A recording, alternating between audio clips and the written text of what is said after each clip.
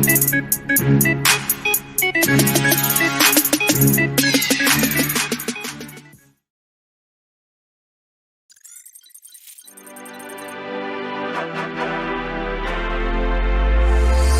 the alley-oops at Keysaw to the glory days at the stick. From who's got it better than us to brick by brick. It's always the 49ers way, from off-season to game day. Yeah, we talk back. It's the 49ers cutback.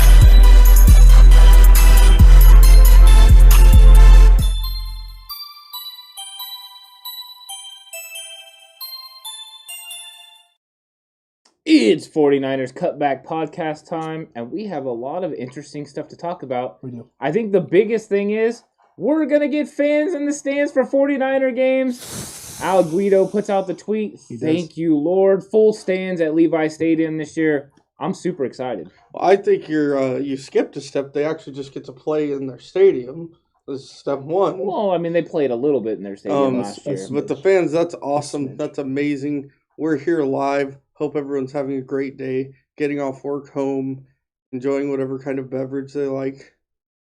Beverages are important. Yeah, they're very it is. important. You want a good beverage, right? Like, the classic likes himself a nice, tall glass. Matter of fact, the tallest glass of iced tea that you can possibly That's find. 100% But accurate. you have to know the waitress's name first. That too. Maybe a dad joke while you're at it. Yeah. For those of you who don't know, the classic is a certain person's here's father, and he likes to ask for a very tall glass of iced tea. Yeah, that would be my father. Every time we go anywhere. Yeah, he does. The tallest of glasses. The largest glass of iced tea and extra napkins. You know that's happening 100%. Tommy, we are never late. I don't know what you're talking about. Well, we are at least not late right now. We're not late. We weren't late today. No, we don't do that. And we're not late like Cone, even though he likes to blame Vish. Vish, we know it's not you, it's Cone. It's on Cone. You know what? Matter of fact, speaking of Cone, I forgot my jumpsuit. Yeah, you did. I forgot my tracksuit. I'm going to pay homage to the man. So, I mean, this is going to give the 49ers, right, like a big opportunity to be more successful at home because you could tell the difference last year when they were playing in an empty stadium. It just wasn't the same. It just felt empty. It didn't feel, I don't know, the atmosphere was just completely different. You could tell watching it on TV that it was just so much different. Having the fans back is going to give the 49ers an increased opportunity to win a lot of games at home. And that was a real problem. They won more on the road last year than they won at home. So if you remember that the first game of the year, Kittle was mic'd up and he was like walking around between both teams saying, "How weird is this? Like there's no fans." Correct. No, I mean, it was one of those things where that last year just watching games at home last year, whether it was a Niner game or whether I was watching another team for fantasy purposes or just watching another game just because the Niners weren't on, it was just weird seeing no fans and the fake audio Every being pumped sport in. was like that. It was just awful. It was super odd. So the fact that we get back to full capacity, the fact that we get everybody there, the fact that Levi's is going to be jamming, full packed. I mean, it's going to be. I'm looking forward to seeing what the parking lot looks like before games because a full Levi's stadium with people who are clamoring to socialize and get back together with people, man, it's going to be one heck of a time at Levi's. Oh, it's going to be hyped. Oh, I mean, the energy and the atmosphere, especially, when they have their first home game against Green Bay, is going to be so exciting. I think they're going to be hyped for the preseason too, but that first one against Green Bay is going to be the loudest ever. Green Bay better be ready because the 49ers are going to be coming for them, and that crowd is going to carry them with energy. Exactly. And it's going to be a lot different. That defense is going to be able to feed off of it, and that defensive line is going to go crazy. That's going to be fun.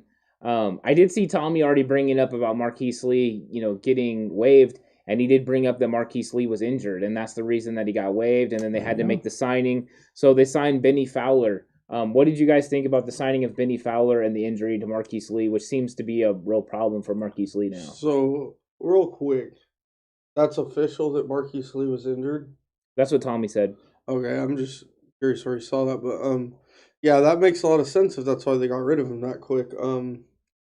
Benny Fowler, I mean, I don't think he has that too great a chance of making the squad, but I think it's like we talked about earlier. They either saw that Marquise Lee was not going to be able to make their squad, saw what they were going to get out of him and just want to give someone else an opportunity, or that would make a lot of sense if he got hurt again, unfortunately. That's been his struggle throughout his entire pro career. Yeah, I mean, listen. At the end of the day, for Marquise Lee, he hasn't been able to stay healthy. We were going to have an entire discussion and speculate on what this was, like why. All of us had different kind of takes on why he would have been cut and why he was, going to be, why they would have made the move so quickly after bringing him in. But knowing now, Tommy, if what you're reporting and what you're saying is accurate, and by the way, man, you're all over it. Grant Cohn this week, breaking news here in chat. I mean, he's becoming like a 49ers cutback insider or something. I don't know. That's crazy. But at the end of the day, if it is an injury, that's not good for him and his potential future, whatever future there may be in the NFL, because he cannot stay healthy. But it makes sense why they make the option for Benny Fowler. And it now brings up other questions, which I'll save because we have some other things we're going to talk about. Maybe my question pops up in one of those other topics. Ant, though, how are you feeling about this whole situation? Well, I always thought Marquise Lee would have had an opportunity to make the team. So it didn't make sense for them to cut him right away, but an injury definitely would make sense. The one thing I will say about the signing of Benny Fowler is don't expect Benny Fowler to be around that long either. He could definitely be moved because they could obviously cut him eventually if they're looking or come up with a better option after June 1. I think there are going to be other opportunities for other players. Tommy still acts like we're not on. He said, "What's taking so long?" I don't know. I don't know either. I don't know because we're going. Yeah. So the one thing I will say though is that Fowler, I don't think he's like a guy that's the guy they're really looking for. That now look like they're just filling out their 90-man. They lost a receiver. They're adding a receiver. So I wonder if there ends up being a better option down the road that they look to add, because I think they are trying to find someone that can make the roster.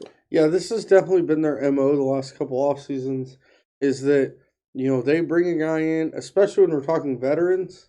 Yeah. If that guy does not look how they want him, expect him, or need him to look, he's gone within a day or two. Yeah. And they bring in someone else. That's what they did all last training camp. That's what they did the year before. I mean, they bring in, your Tavon Austins, your... Yeah. Who was the other guy they brought in? JJ Nelson. Yeah. JJ Nelson. From Arizona, yeah. In, out, they bring in Cyprian. Yeah. They aren't playing around. They know what they want. Is it a Super Bowl? Well, I meant roster-wise. Oh, okay. They know what they want on their roster, what they need, and if the person they bring in does not bring what they want... Listen, Bernie Mac, no. We're not bringing... God rest his soul. He can just... Man's a gem. All right, he finally broke 3,000 hits. Mr. 3,000. Mr. 2,099, actually. 2,999. Yeah, he missed one, but it's fine. Mr. 3,000. But he learned his lesson. He did. He helped the team by bunting to win third place. I know. Okay. It's incredible. Why no Tate from Lou G? Listen, I think part of the reason why maybe no Golden Tate is they have a different person in their sights, potentially. Well, could it also be, though, that they maybe thought Marquise Lee was a cheaper option than Golden Tate then? Correct. If they thought Marquise Lee had a legitimate chance to make the roster, Golden Tate could be an option Tate could be an option now. And this whole signing of Benny could just be, okay, we had to bring in somebody. We're doing OTAs. He's on the 90-man. But they could still look to get Golden Tate, especially if Golden Tate is waiting around and nothing happens, because I guarantee Golden Tate's waiting for an injury to happen. Yeah. David, by the way, how do you get tickets? I mean, one of the easier ways is going to be through the NFL site itself. Also, SeatGeek, if you don't already use SeatGeek. So give them a shout out. And SeatGeek, we're almost to monetization, so what's up? Yeah. Listen, I don't think, though, that the Tate thing is a possibility, and that's because I think the Niners now have their sight set on another guy. And we all know, I mean, literally from just a few days ago when we were talking about this, I didn't think this had any legs. Mm-hmm. Guys, this might have legs. I really wish I had the nuke sound effect up right now so we could sound the alarms right now at this very moment. Julio Jones could be coming to San Francisco, everybody. This actually could happen. You're throwing it out there like that. Like, he could be coming. Listen, he could be coming to San Francisco. They could be pulling the trigger on this trade.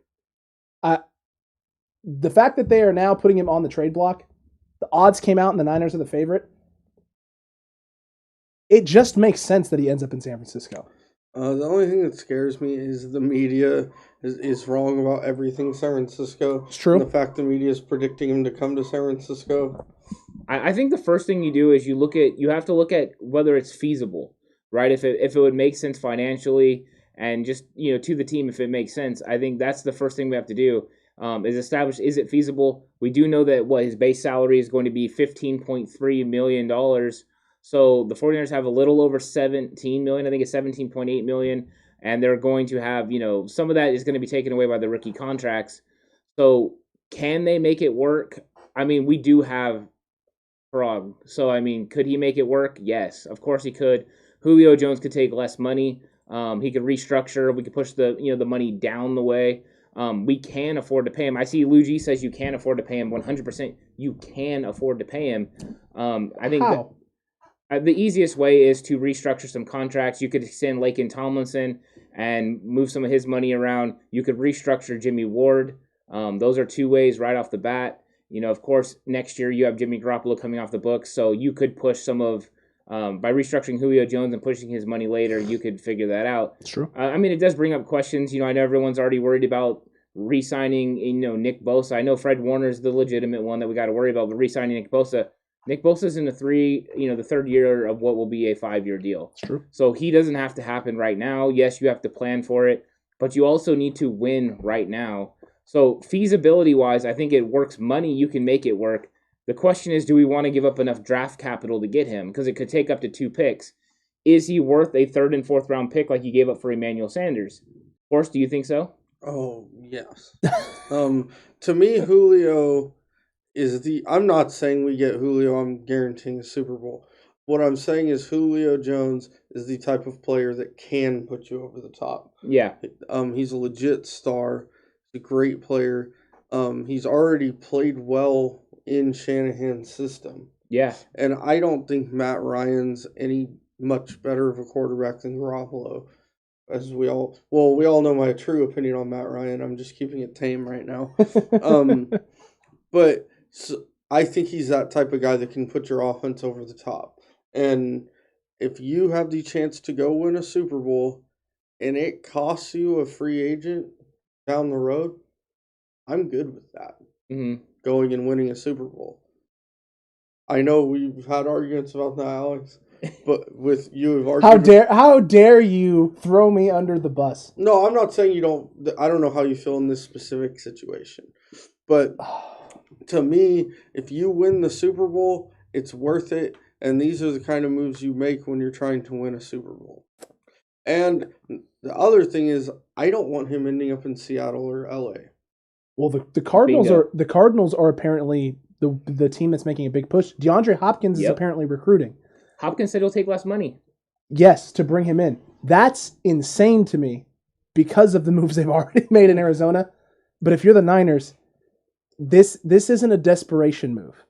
This isn't desperation. I feel this would shore up your position, your wide receiver position.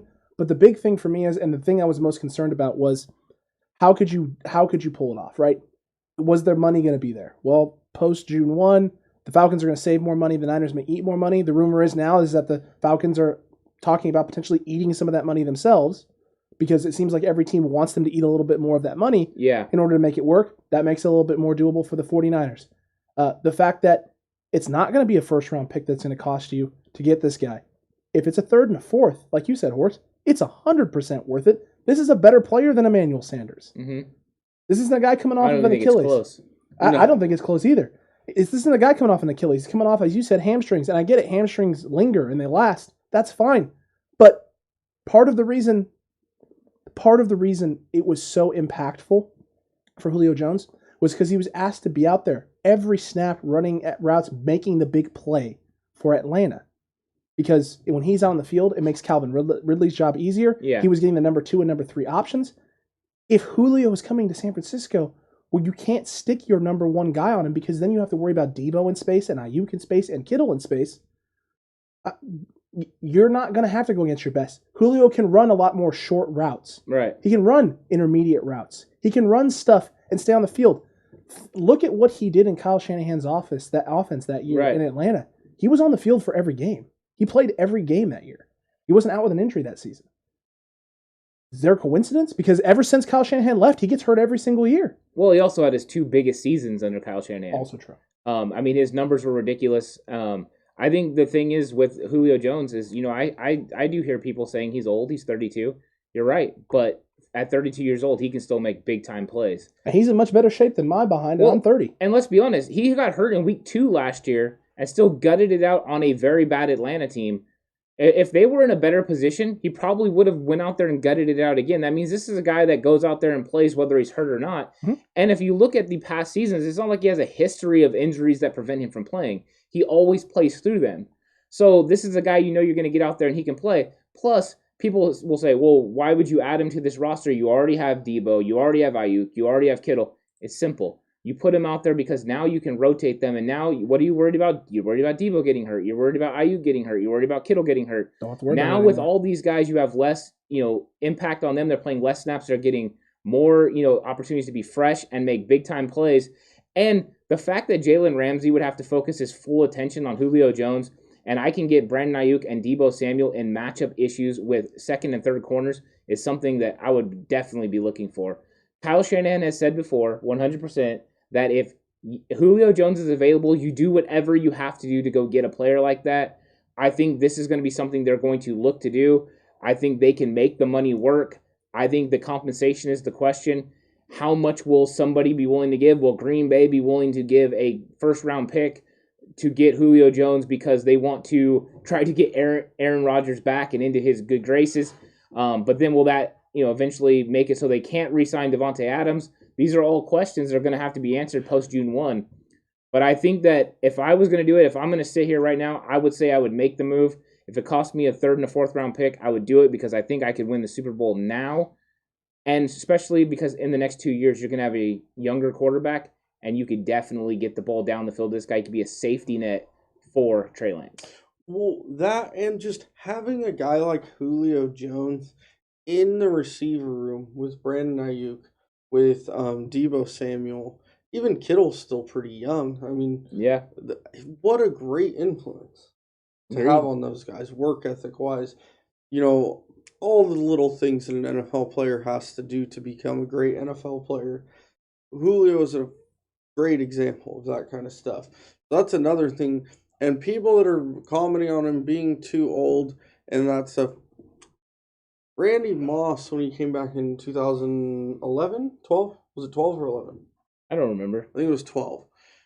I believe it was 11 because didn't they lose to the Giants in the Super Bowl that year? I thought they played in the Super Bowl the year he was there. I thought it was the year they lost to Baltimore. That would have been. Oh, you're talking about San Francisco? I thought you were talking. No, I'm talking about the Niners. When he came back to play for the Niners, it was 2012. Okay. I'm sorry, I thought you meant when he came back. I got you. After his terrible play with the Raiders and the Titans.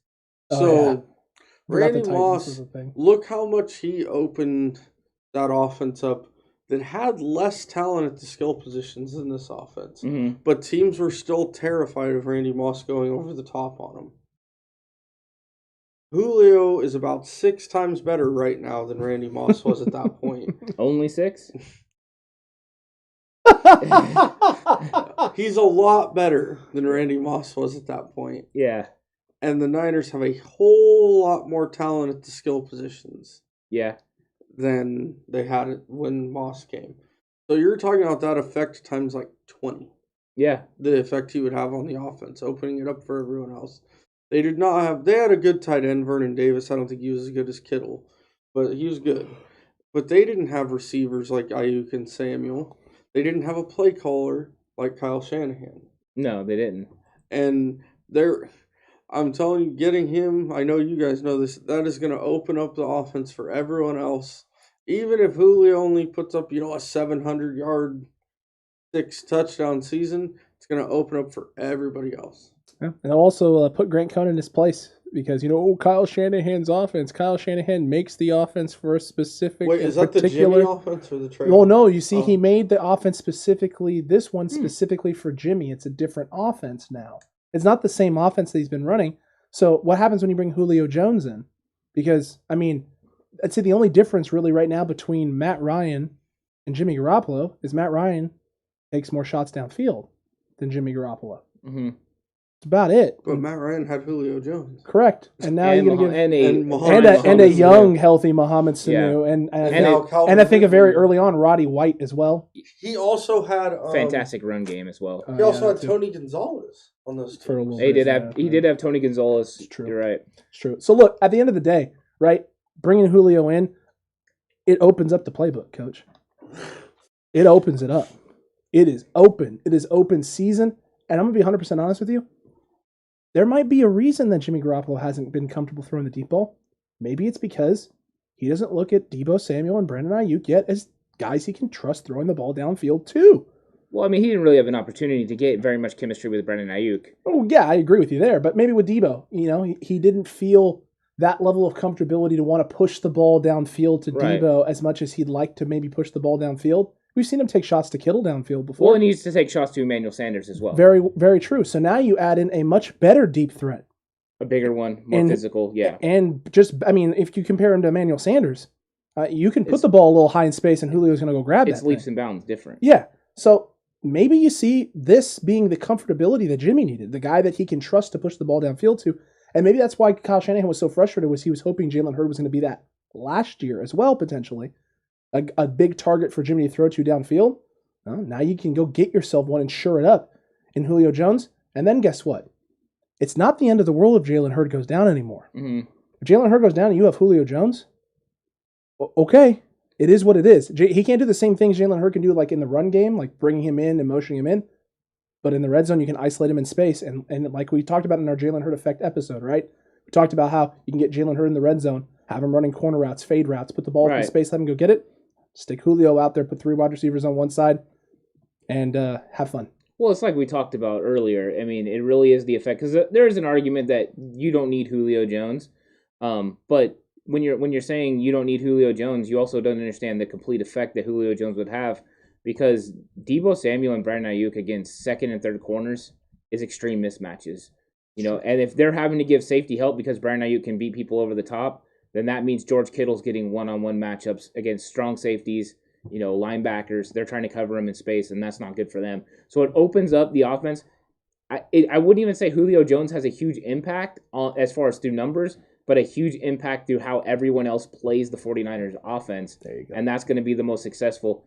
When you have an opportunity to put yourself way ahead of everyone else, you do it. You don't worry about what's going to happen down the line. You go ahead and take care of it right now. There's no guarantees you win a Super Bowl. In future seasons, you have to win one right now. Why not, take a swing for it? Any other year, the 49er fans would have been like, let's swing for the fences. Let's try to win a championship. And I think now they're a little gun shy because they want to wait until Trey Lance is ready. They don't think Jimmy can get it done. And I'm telling you guys right now that having Julio Jones with this current offense, they are better than 2019 on offense. They're better than 2019 on defense. The 49ers could definitely win the Super Bowl. He'd be their best deep threat since Terrell Owens. Yeah. That's fair. That's 100% accurate. And what was that, 2003? That's a long time ago. That's a long time ago, man. It was quite a bit ago. Yeah. I was still in high school. Actually, I was in middle school. Yikes. Yeah. Old. Big yikes. I know I'm an old gentleman. Horst, this is a good one for you. I want you to start with this one. Is there any player the 49ers could include that the Falcons would be interested in to take less draft capital? Kinlaw. Ooh. But Kinlaw's a first-round talent. So now you're giving up a first-round pick for Julio Jones. They better be sending something back, and we better be, so it could be like Javon Kinlaw and maybe like a 5th-round pick to them for a 6th-round pick in Julio Jones, because Kinlaw is a legit first-round talent. That's a lot to give up for Julio Jones. And for those of you that don't regularly watch us, if you're newer here, I am a fan of Kinlaw's. Yeah. So he's not saying do it. I'm not one of those people that thinks Kinlaw stinks and didn't do. I like Kinlaw, but I was just saying a player that if I was Atlanta, that would be reasonable to ask for. I mean, I think they would ask. I don't know. Would you make that move, Alex? Not Kinlaw. I wouldn't give him Kinlaw, and that's because Kinlaw has a special place in my heart. I feel this man's going to be big things for the 49ers, and it would kind of go against the identity that the 49ers have built and the importance they've placed on that D line and that front four in San Francisco, that gold rush, as we call it. Giving up a member of that gold rush and a key piece of the gold rush to go shore up a weapon on offense that doesn't seem like a 49ers brick by brick decision with this cast in this front office. So I would feel that would be the desperation move, is you're trying to do too much to take some of the cap hit away or the draft capital hit away. And so you're willing to part with something that you thought you could build around. That would feel desperate to me, like they're doing too much to keep him away from other teams in the NFC West. I would prefer they didn't do that. Here's something for you guys. I mean, he might be worth only a mid-round pick, but what about if the 49ers traded one of their safeties like Tarvarius Moore? Atlanta needs secondary help. They need defensive players. I think Kinlaw, like you said, is somebody that would make the most sense that they would ask for. But maybe you could counter with somebody like Tarvarius Moore, who's a guy coming up. The only thing he's in the last year of his contract, so I don't know how willing. I don't think they're going to trade one of their running backs, but Atlanta could ask for one of the running backs as well. It's true. Maybe Dre Greenlaw.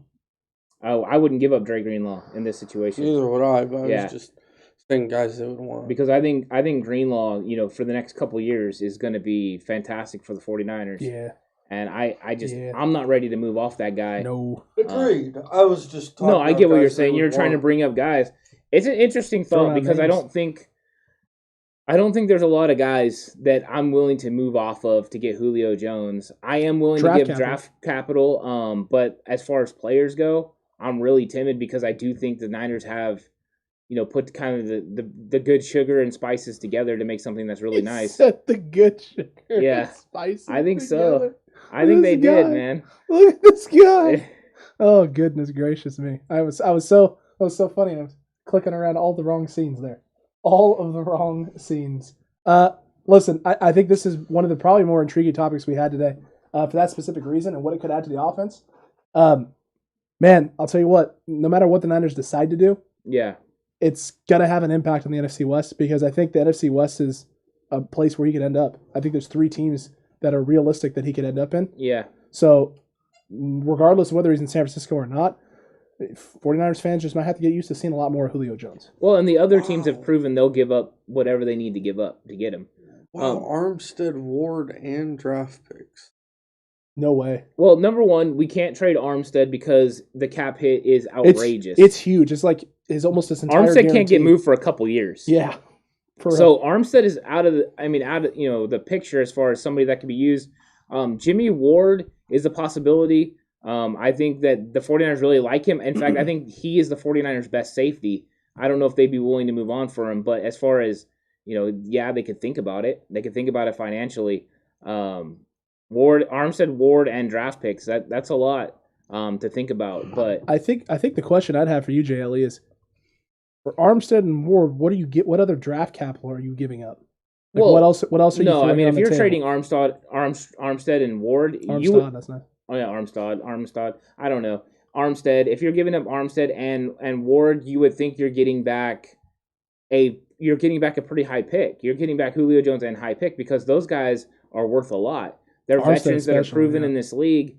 And I think that would be the big question. And we got to remember too, Atlanta is financially struggling. Yeah. I mean, they can't sign their rookies. They need to move on from Julio Jones to be able to have money to be able to operate. Well, and Chad, that's why for me this rumor now has legs. Right. Is because of that specific reason right there, what that Ant just said. The fact that you have a situation where you have Armstead, who is sitting in a position, right? Or not Armstead, excuse me. Julio Jones is sitting in a position where he's got a big cap number and a big cap hit. They can save $15 million post June 1. If they're going to save $15 million post June 1, at the end of the day, I mean, they have to. If they can't sign their rookies, that is their most logical move. It's the thing that makes the most sense. And that's why it looks like these other teams have them over a barrel. And maybe why they're not going to get as much as what they would like to get for him, because you can't demand as much when people know you're struggling. You give up Julio Jones because you have to. It's like, okay, well, we're not going to give you what Julio Jones is actually worth. That's why it makes sense. That's why the 49ers are involved, because, I mean, in most years, Julio Jones would be worth a first-round pick. But people know that he can't get they can't get a first-round pick for him. Maybe a second-round pick. So, I mean, that is the question. I think if we could just give up draft capital and get him, I'd 100% do it, because I don't think I want to give up anyone in this roster. I want to add to this roster right now and win.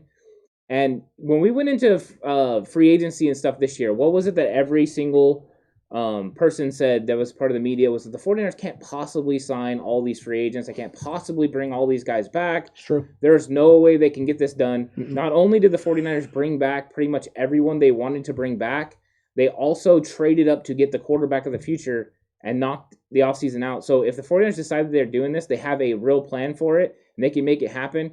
Kansas City makes every single move happen with some weird way of getting salary cap done. I have enough faith in this front office they could pull it off. Let's not forget Tampa doing what they did too, and pushing guys' contracts out to years past when they're not even going to be on the roster anymore. I mean, there's creative ways to get it done. The 49ers can find a way. If they actually want to do this, we'll have to see. The other interesting thing that came up out of all of this also was Joe Staley's comments, because this guy is, again, out there trolling. And do you have the comment up? Do you know what he said? I do not have the comment up, but he basically said Kyle already knows what to do with him. He knows how to get him the ball.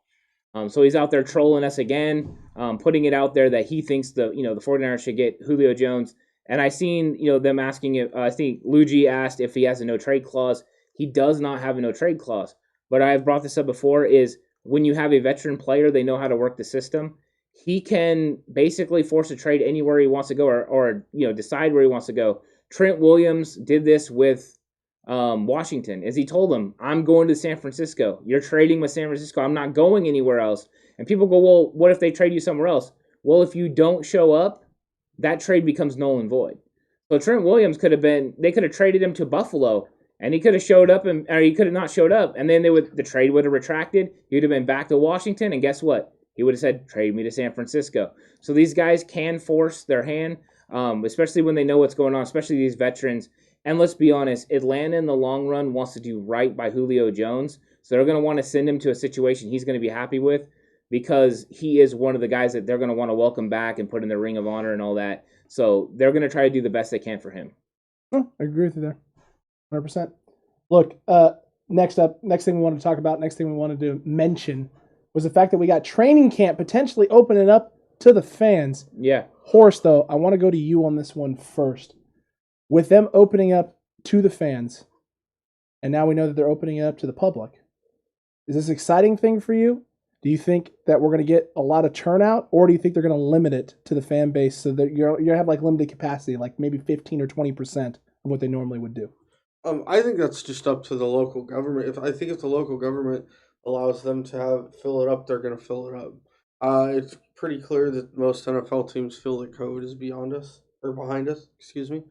So I think they're going to want to fill the place up. I wouldn't be shocked if it happens, because there's a lot of fans that really missed in-person football. That's fair. And they're going to open up Levi Stadium for some of these practices in training camp.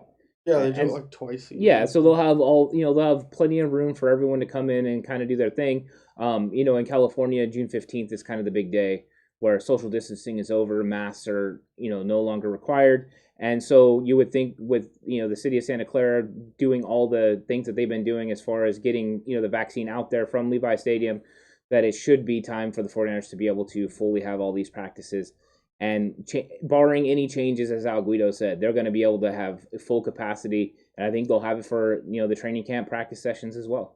That'll be freaking sweet if that is the case. I remember when they used to do the training camps out here in Stockton. UOP at Spanos. Man, that was the highlight of literally every summer. I loved it. It was my favorite part of summer, was being able to go. That was back when my dad, Fudgehead, as I refer to him so lovingly here on the podcast, and it's not because of an actual like bad word head. Watch Jimmy Neutron and watch the Jimmy Power Hour, the Fudgy Hair. That's you, Fudgehead. But he used to write for 49ers webpage. And so he would get field passes. And we'd go on the field on training camps. I mean, it was some of the best times as a kid, was 49er training camps at UOP at Spanos. Man, at Levi's, that's got to be a rocking time. You have to think, right? Because Levi's is significantly better, a significantly better training facility and stadium than UOP and Spanos is. 100% it's better. UOP's practice, and it was the practice field too. It was to the side. It wasn't even the main stadium. It was. It's where their rugby team played. Yeah, it wasn't Amos Alonso. I mean, the cool thing about it was, though, because it was so small, you had the locker rooms right there. So when you were leaving, going to your cars, you could literally talk to the guys as they're like getting in the ice tubs and all that stuff. True. Oh yeah. Talking to Bryant Young and those guys, getting in the ice tubs, they would kind of yell as they were talking to you. It was kind of fun. But yeah, dude, those were good times. Lots of autographs. T.O., not a great guy. No. I'll go ahead and say that. Me and him may have had some words back in the day. And then when he went to, when we got traded, I was pretty excited because I was done with T.O. But it was cool. I'll tell you though, he's a freak of nature, man. That guy's freaking jacked. One of the biggest, strongest dudes I've ever seen on that field. So it was impressive. That was a lot of fun though. What's up, Kenny? Absolutely. And then David asked a great question. That's a great question, David. What does the preseason schedule look like? Well, David, if you haven't already, and you know what, hold on, let me just make sure that our stream bot here is doing what it's supposed to be doing.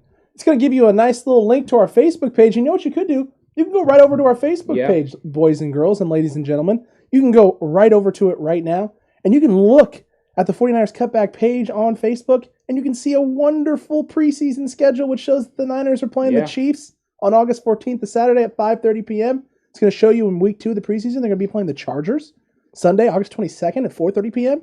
And then the big one, the big rivalry. It used to be a rivalry. It's lost some of its sting. But week 3 of the preseason, the Niners got the Raiders Sunday, August 29th at 1 p.m. So yeah, right there on the Facebook page, you won't miss a thing if you head on over there. Yeah, I think that the big thing is going to be the decisions that are made after the preseason. But the preseason is going to be so much fun to watch. I'm definitely looking forward to watching the preseason. I want to see Trey Lance in action. I want to see Trey Sermon in action. I want to see all those guys. So I think the preseason is kind of more exciting than it ever has been, just because we want to see the young players get going, and the fact they're going to have, a full stands as well. All the crowd is going to be there. It's going to be hyped. I'm looking forward to it. Who knows? I might even be able to get out there for a game or something. That'd be kind of fun. Shout out, David. Yeah, preseason's one of the parts I really enjoy. I don't know. I know we've talked about this before, and you do, Ant, but I enjoy watching those guys that are fighting, trying to make the team. Yep. In the third and fourth quarters of those games. I think it's some of the best football to watch because they're playing so hard. Yeah, and it gives you a glimpse into the future. I mean, it really does. I mean, that's the good part. True. So that's what we're really looking at. And I see we got a question. What do we think about the extra game? I know as far as the 17-game season, I just thought it's inevitable. I've been hearing this thing get talked about, for like the last 5 or 6 years. I used to be a frequent listener to Mike and Mike in the Morning, and this is something they've been hashing out for years. Oh, it's going to go 17. It's going to go 18. And I think I've gotten a kind of a concise thought in my head that this is 17 until they can pull off 18, and then they'll give the players their extra bye. I think it's just a way that they got to make money. I think 18 is the limit. I don't think they can go beyond that with the way the league is currently set up. But 17 games, I like it as a fan. I feel for the players because playing that extra game is going to be difficult, especially rookie players that are used to playing 13 games. That's now 4 extra games. But I think as far as money-wise, these players want to get paid. They want to expand rosters, and this is the way that they need to do it. And this is how you recover, especially from having this year off, where they didn't have fans in the stands. They can recover real quick with these new TV deals. Well, new TV deals, right? On top of the new TV deals, you also have an extra game, an additional game on the schedule. It looks like most places are going to be opening up to the public, to everybody. I think everyone's going to open up. And if not right away on day 1, then by, I'd say, like week 3, week 4, you can expect pretty much every team in the league to have full capacity in their stadiums. So you get an additional game across the league for everybody. Full stadiums, hopefully, for most teams by week 3. You're going to make that up. You're going to make it up real quick. All that capital is going to come right back into your pockets. It's going to line their pockets. TV deal as well. It's going to inflate it for the next one also. Because if you have a massive year this year, a year after COVID, everyone's just going to think dollar signs, and it's just going to keep on climbing and growing forever. And you're going to be able to make even more money, and the salary cap's going to go. I mean, it's going to have a widespread impact and effect over the whole league. Well, I think people can also expect the expansion of the NFL draft, expansion of pretty much the playoffs coming up. We're already going to see a Monday Night Football playoff game pretty soon. So you're just going to continue to see expansion. You're going to continue to see expansion of flex games, putting the best teams on in the primetime games. True. This is what they're going to be about. This is what they're going to do. And this is important to the NFL as far as making it a viable thing to continue to do. They are trying to do what, and push through what some of the other pro leagues have felt is the hangover from the COVID situation. All those other leagues haven't bounced back. The NFL is expecting to bounce back, and they're doing everything they can to do it. Horst, before we get to that one, because I know you see it. I know you see that one from Magnum McCormick. My Lord. Sorry about that, Magnum. Is he named after the gun or the prophylactic? Let's hope the gun. Let's hope the gun. I want to get your take on that, though, by the way. What do you think about the extra game? I'm not a fan. Like he said, for the players, I'm not a fan. I don't like them having to put their body on the line for another game. But I love it. Right? What do we hate? We hate when football season ends. I feel for the players, I really do. Yeah. But it's really hard to feel for them when they make as much money as they do to play football. Yeah. Okay. But I do understand they're human beings. Well, and don't we think this is eventually going to give them the opportunity to employ more players to play football? And hopefully a second bye week. For them. Yeah, it will be when they get to 18 games. I agree with him there. That's where the negotiation comes in, because if if the players thought that was something big this year, they would have held out and pushed for it. But everyone knows 18 is coming down the line. Magnum clarified for you too. That's a solid name, Magnum McCormick. I like it. It is. Got a lot going on there. I like it. He's Eminem. Except Magnum. Listen, no, Horst, this is a great question. Ant doesn't play fantasy, so for this one, I really don't. Ant's like, yeah, whatever, it's fine. Horst, though, you and I play a lot of fantasy. I actually am not playing. I'm only on one this year. Only on one? Well, you still have one to talk about. That's not true. We got potentially something in the works. Who knows? Yeah. Wow. Listen. Real question, though. Which Niners are you drafting on your fantasy team and how high? Like, if you're talking who is you see what Magnum McCormick said? My dad said differently. That was good. If I had to pick which one guy on their offense I would take highest, it would have to be Kittle. Yep. At his position. Other guys I would look at would be Julio Jones, Debo. Right. Unless you're in a league that's real deep, don't fall for taking one of their running backs. Correct. I would just take Jalen Hurd. Correct. I mean, listen, Jalen Hurd is a great late round flyer. I'm thinking Trent Williams. Kittle is definitely the target. Oh, and the whole defense for your defense. Yeah. Kittle number one. But here's the thing: Kittle, you're gonna have to probably grab in like round one, right, Horst? Yeah, and here's down there's coming from a good Peyton Manning fan, saying Kittle's number one. Mm-hmm. Poor Megan. Peyton Manning fans know fantasy football. Peyton Manning, that's funny. I've seen her in a Colts jersey though. Isn't it a Peyton Manning? It is a Peyton Manning jersey. It is, but she really does hate him with like a passion. How do you hate Peyton Manning? She just doesn't like him at all. Wonderful. It's pretty weird, to be honest with you. Because he beat Tom Terrific. So she does. Wait. So she doesn't understand why people hate Tom Brady, but she hates Peyton Manning. Correct. Yeah. Shut it, Horst. You gotta shut it now because she said all so. Right. That's how that works, right? All Listen though. I can still present this picture at some point. Do it. No, don't. Wait, listen, maybe when I'm not here. When I'm not here. I'll have to deal with the wrath, right? It wasn't my decision. I didn't decide to release the picture that exposes you as being a Colts fan, but you better shut up. I know. I need to shut up too. Yes, Jay Ellie, you missed to talk about Liam Fowler, and no, it doesn't really matter. None of us think that Benny Fowler's making the roster. I think Marquise could have made the roster. That's the only thing. I think we all think Marquise had an opportunity and a chance to make it. I don't think he was the third receiver like everyone else thinks. Who was thinking that? Lots of people. I know. On Twitter, on 49ers Twitter, it has been a hotbed thing. I also heard there was some Niners dude, who was talking this morning about how he was the third guy and you can just book it, and then like 30 minutes later he got cut. That's crazy. Maybe not the best time to have a live stream. Let's talk about bad timing. That's some bad timing right there. It does happen to the best of us. I mean, and the worst of us also as well. Look, I think the thing I like most about fantasy football with the Niners is defense for sure, as Horst said. You can pretty much lock them in as one of the best defenses in fantasy football always. They create a lot of turnovers, don't give up a lot of yards at times. And you can also count on Gold as a fairly good kicker you can grab late in the draft as well. Niners defense, you're going to have to probably get before round 10. Kittle, most likely first 2 rounds. Debo Samuel and Brandon Ayuk are guys to target, especially if they get past about round 6, because their value is high. Extremely high value where you can get them. You better, or I'll be doing the happiest place in the world by myself, sir. Yikes.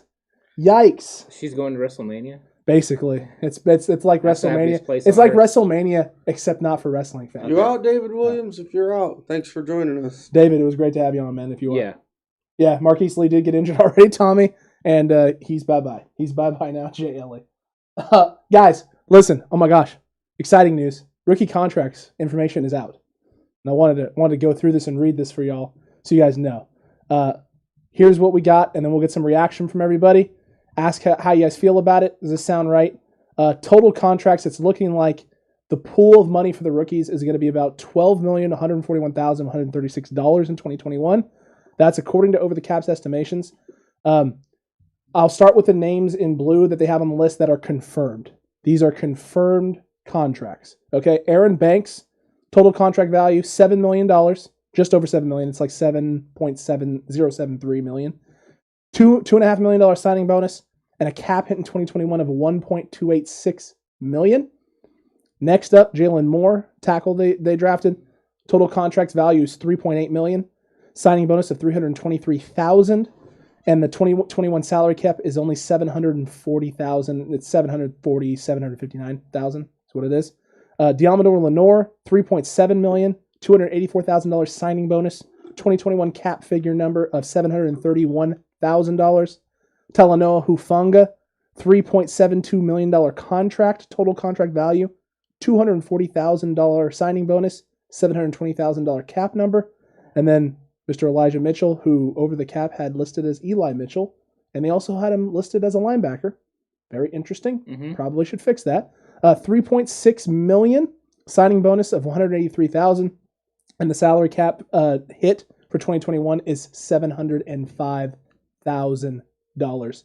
The three names in black were Aubrey Thomas, Trey Sermon, and Trey Lance. These ones are not confirmed. They're projected values. So if I read these off and then it turns out to be wrong, remember what I said. Projected estimates. I'm not telling you that it's real. I'm telling you this is what they're saying it's going to be roughly. Aubrey Thomas, total contract value, $4.7 million. It's going to be closer to $4.8. Signing bonus, $840,000 with an $870,000 cap hit. Trey Sermon, $4.8 million contract, really close to $5 million. It's really, really close. Signing bonus of $903,000 and a salary cap hit in 2021 of $885,000. And then the one that everyone wants to know about, quarterback Trey Lance. This is big. This is really big. $34 million contract. Okay. A $22 million signing bonus and a cap hit in 2021 of $6.2 million, which means after 2021, you're talking about $28 million of his 34 that's already off the books, folks. He's got 3 years left on his contract and $6 million. $6 million over the next 3 years is going to free up a whole heck of a lot of money for the 49ers. And it's why, Ant, you've been harping so much on the rookie pay scale. I have. He will never be higher than the 10th highest paid player on the San Francisco 49ers. That's where Patrick Mahomes was when they went to the Super Bowl. You know, that's kind of where it sits. That's how you take advantage of that rookie pay scale, Jared Goff, you know. So that's what they need to do. I think that the rookie contracts, you know, the way that they're so fixed now is so much better than it used to be. You know, where these contracts were outrageous. You're paying, you know, the first pick so much money. I like it better this way. Everyone kind of knows what's going to happen. You know how much money you're going to have to use. It allows people like, you know, Parag and the front office to maneuver contracts, get players. They were able to handle free agency because they had a general idea of how many picks they were going to have and where they could work it. And then, you know, as far as when they moved up to 3, then they just had to, you know, adjust what they were going to do because it did, you know, cost them extra money. But they can work it out, and then now you see what they're doing. They did such a great job on the cap. They have, you know, $17 million left. And I think that if everyone would have said that the 49ers would have came into this offseason, re-signed everyone they did, you know, they got traded up to number 3, and then still had $17 million with the cap space, you would have pretty much freaked out. So super excited about this and super excited to see what they do, you know, moving forward, because I think that maybe they're still going to do a move. Maybe another move is still coming. They have the potential to do it. Very true. This is very true indeed. Horst, how do you feel about some of these rookie contracts? I mean, I like that the cutback loves Megan. Well, I mean, she did say that we sucked because we were telling her that it was just a Halloween costume, the Peyton Manning jersey. So we sucked because of that. We sucked because she got a picture of her taken there. Okay. Accurate. Okay. Accurate. It's fair. That's totally fair. Sure. Yeah, sure. Horse, go ahead. So what do I think about the rookie contracts? Yeah. I mean, there's not too much to think about because they have that locked-in situation. I mean, I know there's a little bit of guaranteed money and stuff like that to work out once you have them, but that's what's great about them being locked into a spot to the amount of money. Yeah. Because you don't have to worry about that as much. It's pretty rare now to get that guy that sits out for a couple weeks of camp or, stuff like that. That used to be pretty regular, especially about the last 5-6 years of the old. What'd you have Sam Bradford getting 60 guaranteed? Yeah, it was ridiculous. Yeah. Jamarcus Russell got like 40 something. It was. How much was Smith's contract again? It was high. It was like 35, I think. We'll pull that up and we'll look at it. I believe it was like 35 million. We can reflect. Yeah. Real quick, in the middle of all this. Okay. Aunt, did you tell the people what day it is? It's I did not tell them. No, I didn't. I mean, listen, this is a personal thing, but it's fine. It's Boy Band Friday. It is. Yeah. Hopefully everybody's out there rocking their body. If you like your boy bands, get out there, listen to your boy bands. Yeah. It's Boy Band Friday. In fact, for the next few minutes in chat, while we're chit chatting on the last topic here, why don't you just throw out some lyrics to your favorite boy bands? I mean, just litter it out there. It'll be I wonder how tearing many up my people heart. actually listen to boy bands. I wonder. I know Megan might. There might be a few of other fans out there who does. Who knows? We would love to hear from it. If you do it, it'll make you larger than life. I did see. I'm wondering, Jay Ellie. Hey man, if you don't quit out these jokes, bro, I'm gonna keep getting black and blue all over. All right. Jay Ellie's watching Army of the Dead while listening to the pod. I wonder how that is going. How is Army of the Dead? I want to know too. And then the Niners aren't going to sign him, but any word on Frank Gore? I haven't heard anything about Frank Gore. It's not happening. I do know that Lynch put it out there for him to do the 1-day return. True. Yeah. It might be time to say bye to Frank Gore. Well, I mean, is he gonna show up? As far as like, is somebody gonna actually give him a contract? I'm not sure. I don't know either. I mean, unfortunately, I think he's gonna come to the point where he's gonna have to retire. The Beatles, Tommy says, the original boy band. I like the Beatles. Good one. Yeah. Good one. I took a class on that once. Yeah. Yeah. They teach you how to play a G chord. It was music of the 60s and 70s. It was a Cranberries tribute band. Oh, it's a Cranberries tribute band. Sorry, my bad. All right, listen. Last topic, our last main discussion topic of the night. Legacy. Last big topic of the night, guys. When are the 49ers going to extend and re-sign Fred Warner? You didn't have to raise your Horst, hand. We don't raise our hands in this podcast room, so Ant, we're going to go to you first. I think they're going to do it before training camp. I think they are. I think they're going to end up working on this. Right now, Fred Warner, is trying to make the 49ers blink because he's kind of waiting for another contract, to come down so he can get the most money as possible. If you can get your stupid fat arm out of the shot. But I think that, Fred Warner is just waiting, and the 49ers are waiting to see what they need to do because they definitely want to extend him, but they want to have a favorable deal. So they're going to want to do it before the Colts extend their guy. So they're going to want to make sure they get this done. But I think it's just like it did with George Kittle. They waited until right before training camp, and then they got it done. And I think that's what they're going to try to do with Warner because they're trying to figure out exactly how to map out getting him under the cap or him, under contract, but keep them under the cap where they can be viable for multiple years while also adding the players that they want to add. By the way, guys, hot take alert. Kenny Seeger, in response to David Campbell's question about when Trey Lance starts, Horst, you're not going to believe this. He literally said he never he gets traded. Whoa. That is the hot take of hot takes. That may be the hottest take anyone has ever had on this podcast. I like the boldness from Kenny. That's bold. Kenny, that's so bold that I wish I had the... Wow, that's bold. Really bold. Whoa. That's super bold. Horst, you waited patiently. I don't know about patiently. I mean, listen, other than the hand being raised and in your shot, other than that, it was pretty patient. It was patient for Horst. Would he like if I put my fat arm in his shot? Listen, I don't think he would like that at all. But you know what? Hey, we share camera time around here. Part of you, so no. That's ridiculous. True. I mean, you are, he loves the shape of you. Mm-hmm.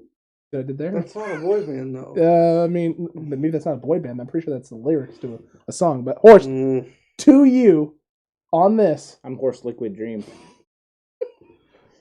No, when I would really appreciate if you'd rock your body and raise your hand. Rock my body, and that's a good try, Horst.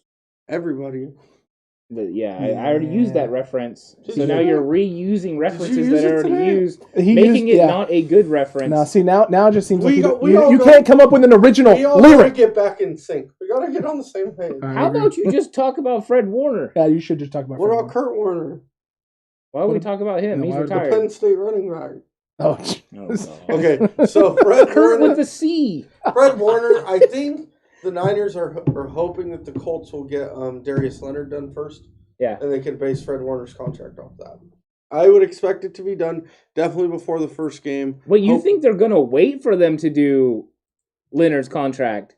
Don't you think they'll end up paying more if they don't do it beforehand? If they do it, think about this. Kansas City did it after George Kittle. Why would you wait and then allow somebody else to use that contract to make you pay more? Good point. Imagine if the Colts they have more salary cap room right now and they pay Leonard more. They're gonna pay Leonard more. Yeah, then you want to do the deal first so you don't have to pay as much as they're gonna pay. Fair. But Horst? That's just what I think is going on, but I could be wrong.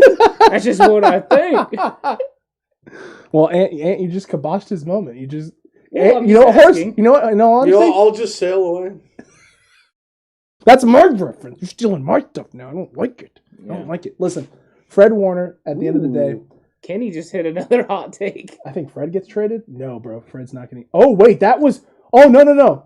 Never he gets traded was in reference to Fred Warner. That actually might be a hotter take than Trey Lance getting traded. I don't know if it's hotter. It's bolder. Both would be hot. Gee, many Christmas. That's a hot boy take. Wait, Kenny, are you making more jokes? Is this joke segment time, or are you being... Is this serious, Kenny? That's some deep stuff right there. That's super bold. That's really ridiculously bold. And upsetting. Definitely upsetting. Matter of fact, if they did that, I might leave the podcast. I might. I mean, what are they getting for Fred Warner? That would be the question, right? What Ant just asked is what you need to give us there. What are you getting for Fred Warner? Because if it's like 4 first-round picks, then it's a good deal. I think Fred is going to get re-signed or extended. Excuse me. His extension is going to happen before week 1. I don't know if it's happening right away during training camp or before preseason, but I think it's done before week 1. I think that's the safe bet. What? Oh, okay. No, I get what you're saying. I thought Ant was laughing and making fun of me. I thought that's what was going on there. No, he's making fun of... it was me. No, it was me. He's going to get re-signed before week 1 of the preseason. We're having a lot of fun today, guys. I enjoy that. And I think... we're a fun podcast. Typically. And not super bold, but just bold enough, right on that bold line. But it's going to be one of those things where... Did you say bulge? No, he said bold. Oh. Bulger. Come on, man. Like Come on. Mark This is a PG podcast, okay? This is PG. Like Battle of the Bulge? No, not Battle of the Bulge either. My word, dude. All right, listen. Fred Warner, if I can get this out. Yeah. Hopefully. That's what goes on Ray Ratto's tummy every time he puts the shirt on. That's great. Battle of the Bulge. Fred Warner is going to get re-signed hopefully before week 1 of the regular season. I think they wait because they're trying to figure out what moves they're going to make. Because you don't have to rush and make a decision on Fred Warner if you're not making a move for Julio Jones. But if you are making a move for a guy like Julio, you're going to have to make that. You're going to have to figure out a unique way to restructure his contract or re-sign him. So at the end of the day, it's going to be one of those things where they're going to wait a little bit of time. And the reason why they're going to wait a little bit of time is because they're trying to see what moves they're going to make. They ain't going to rush. They're not going to do that. I think that's the best option. I think it's the safest option. I think it's probably the least bold. What are you doing? I was drinking out of my cup. What are you doing? The most bold of all the things, or not the most bold, it's the most plausible and the safest way. It's not the most bold prediction in the world. It's because it's the one that has the Niners kind of waiting it out and just waiting to see what happens. Well, don't they also have to wait until after June 1 so they can see what happens with Weston Richburg? He has to officially retire or whatever, too, because then they get extra cap savings. That's true. So I'm sure they're waiting for that. I'm sure they're waiting for other things, make sure that people are healthy. And the Laken Tomlinson potential extension happening first and freeing up more money could happen as well. I mean, they did draft 2 guards, so I don't know if Laken Tomlinson extension is coming, but it could. Ooh. It could. Or you're not convinced? I wasn't going to cut him off. I was going to let him finish. Go ahead, Horst. Topic. I apologize. I didn't mean to do that. Oh no, you're fine. I'm really sorry, guys. Are you? No, I just think this is I think the drafting of Banks might also have been a sort of kick in the pants to Tomlinson too. That maybe they're not quite pleased with the way he played compared to his potential. Yeah. And you know what? Mel's completely right. George Kittle got his contract extension literally right before training camp began. True. When they were coming in, they made sure they got it done so he could be out there for a practice. Yeah, wasn't it like the day before? It was like the day before. Yeah. So they wanted to make sure that he was going to be on the field, and that's what I kind of expect the same thing from Fred Warner. That's fair. That's entirely fair. By the way, too, I want to give a quick shout out to the 4 brand new names on the subscriber board there. You can see them right there. Those are the only ones they're showing because we've had a lot of new subscribers. We've had a bunch. This week. So quick shout out to everyone who has been subscribing, and everyone obviously who's already been subscribed. Right, 100%. But especially that Jalen Hurd video this week. We picked up a lot of subscribers for that. So we're glad you guys liked it. And it's also signaling to us that maybe, just maybe, Ant, we need to be doing a little bit more film breakdowns. Yeah, I think so. And, I see Mel talking about Tomlinson isn't really that impressive. I definitely wait to see how he performs before extending him. Yeah, the 49ers worked out a, restructuring of his contract last year to free up some cap space that ended up getting George Kittle under contract. It's true. And that's what kind of erased the last year on Laken Tomlinson's deal. Now they, picked up the 2 guards. It sounded to me like they're definitely insulating themselves in case they need to move on from Laken Tomlinson. I do think Laken Tomlinson is going to have a bounce-back season. In fact, I think everyone on the offensive line is going to. With the assigning of Alex Mack, he'll stabilize the interior offensive line, which we definitely need to do a film breakdown on him. And then also the addition of Aaron Banks is going to help as well. These guys are going to get a lot of chemistry in there. Trent Williams and Laken Tomlinson, year 2, they're going to know a lot more about what each other does and what each other's able to do. Plus, if they'll have a quarterback that's going to be able to understand the system, get them to the right play. And then they're not going to have to suffer so many, blitzes off the edge where, it was just hard for these guys to be able to operate. So I think those will make big differences, but I think it is a wait and see on Laken Tomlinson. He's definitely has to prove he's worth a new contract this year. So I think Mel is right about that. Agreed there. Agreed with you there. And look, I just want to give a quick shout out because I think Horst had something he wanted to add there. Jeff Edwards, Tyler Manahan, Team Lau, and Corey Davis. Those are the 4 newest subscribers. Well, that are public. That are public also. So if you didn't know that, if you make yourself a public subscriber on the page, you have to change your settings in your YouTube account. Every time you sub, it's going to pop up right there on that wonderful board. And your name is going to be shown for the world to see. You can barely see my finger there, but it's right there. So for everyone to know and everyone to see that you're the newest member of the Cutback community, and we appreciate and love all you guys. If you haven't already, too, make sure you hit that subscribe button. For those of you out there right now watching, hit that notification bell as well. And smash that like button as well. Let's pump this content out to as many people as we possibly can so this conversation grows. This conversation gets bigger because the bigger the conversation, the more things we get to talk about, the more opinions we have, and the longer this thing goes. The more people we have, the longer we can run this thing and the longer we can talk about it, which is a lot of fun. Yeah, and I like interacting, Horst. I think that's the funnest part is interacting, especially when we get the good questions in. We're able to kind of bounce them off each other and then see what your guys' responses are. That's what I enjoy the most is the responses that we get. And we have the people that are here that have been here kind of since day one that are always on here commenting that we really appreciate. They're always, adding to the show. You guys are a big part of it. And I like all the new ones too. We've been getting some great comments from brand new subscribers and brand new people that have just started watching the channel. And I can't wait to have even more conversations. That is what it's all about. Yeah, it's just a lot of fun. Fans debating, talking, but everyone keeping it 100, keeping it 100. No foul mouth, no bad language. Horst is one of the cool kids. You wish that he could be like the cool kids. Keeping it 99+1. Yeah, Mel is right. Warriors game is hurting our attendance tonight. Probably. Yeah. Probably. See right there. Boy, basketball's happening? Yeah, and Tommy's multitasking. He's watching the Giants game as well. Shout out to Tommy. I can respect that. That's what I mean. He's a day one. That's how you know he's a day one. Yeah. We love that, Tommy. Yeah, I think Mel is right. The Warriors are definitely hurting it. And that's okay. That's okay. For the people that are here, we're going to enjoy it. We're going to have a great conversation. Very true. Horst, we'll start with you, though. We got Q&A time. So chat right now. Ooh, that was a loud clap. Let us know questions that you have. We'll take them for a while. We're going to go for a little bit here tonight for the Q&A.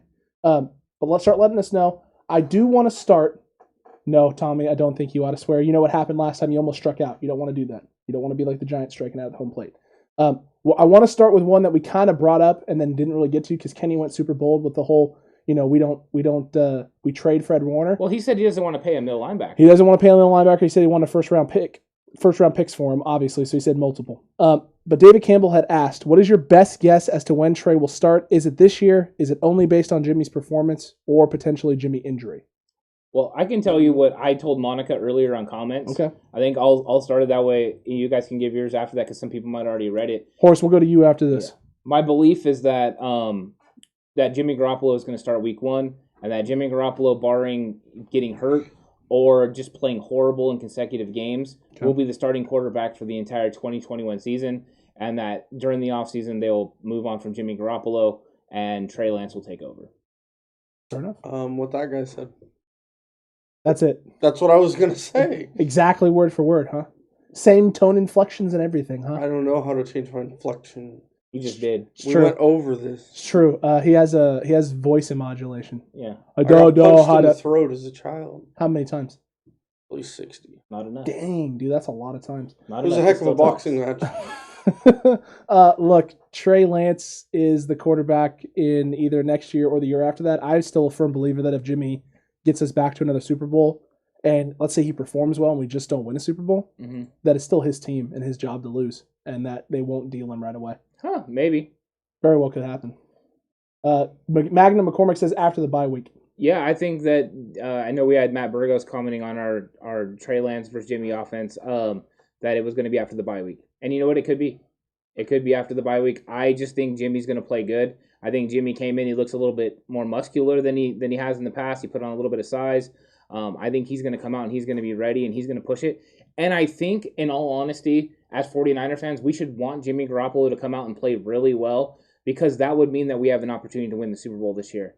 Because there is going to be a learning curve with Trey Lance.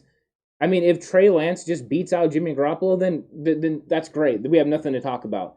But I think the odds of that happening in year 1 in Kyle Shanahan's offense are not that great. And I think that's why the 49ers went to Jed York and said, hey, is it okay if we keep Jimmy's contract even though we're going to get this rookie quarterback? Because we want to win right now. And I think that proves it. True. Listen, JLE, you said JLE says you never know with Kyle. Look, that's true. That is true. Yeah. But you don't ask about the Jimmy G contract unless you're absolutely certain. And the move, again, didn't seem like a desperation move to grab a quarterback because they didn't feel they had one. It seemed like going to get a quarterback to make sure that if something happens to Jimmy, it's insulating, yeah. You're safe and protected. 100%. That's what it felt like. Well, I see Lou G said quarterback preseason percentage. Like, what do we think that, like, is that playing time or actually what they're like? Is that playing, like, how much we think they're going to play? Because I think Trey Lance is going to play a lot more than Jimmy Garoppolo. In the preseason? Yeah. I think that would be the smart thing to do, right? Keep Jimmy as healthy as possible. Maybe give him, like, 3/4 of a game and let Trey play as much as you possibly can let him play so he gets as much exposure. I would love to see Trey Lance go against first-team defenses a lot in the preseason. Yeah. That would be great for him because you're going to get your best possible look that you can get. Yeah, I don't know. Horace, what about you on that? Yeah, I mean, the more work Trey gets, the better. But I don't want to see Jimmy, if Jimmy's starting, not get work either because, he's going to be a little rusty. He missed a lot of games last year. Shout out to the new sub, by the way. New sub, I saw that too. Yeah. Appreciate it. We've got a new sub and not a sandwich. And don't take your shirt off. Yeah, he's saying 1,000. So Luigi is saying playing percentage. I think we're going to see a lot of Trey Lance. I think we'll see a lot more of Trey Lance than we'll see of Jimmy Garoppolo. And that in the preseason, that's what he asked. I'm sorry, I missed and all sorts of that Trey Lance offense, guys. All sorts of it. Well, yeah, it's gonna. This man. Well, you run a base offense in preseason, so you're gonna see a base offense. So get ready for that. Kenny Seeger, hold on a second. What? Call me crazy, but I could see Jimmy G and Warner and a 2 for Rodgers. No.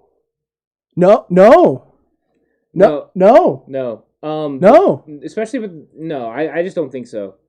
I think the Packers might be willing to make that move.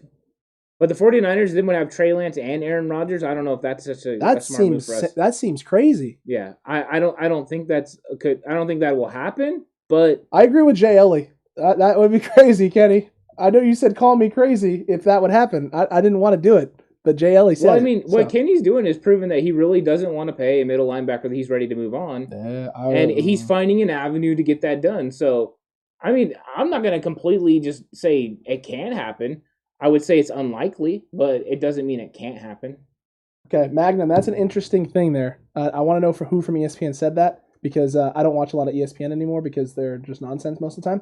I saw on ESPN yesterday that they think Jimmy would take a pay cut and be a backup and not actually get traded. No way in HE double hockey sticks is that happening.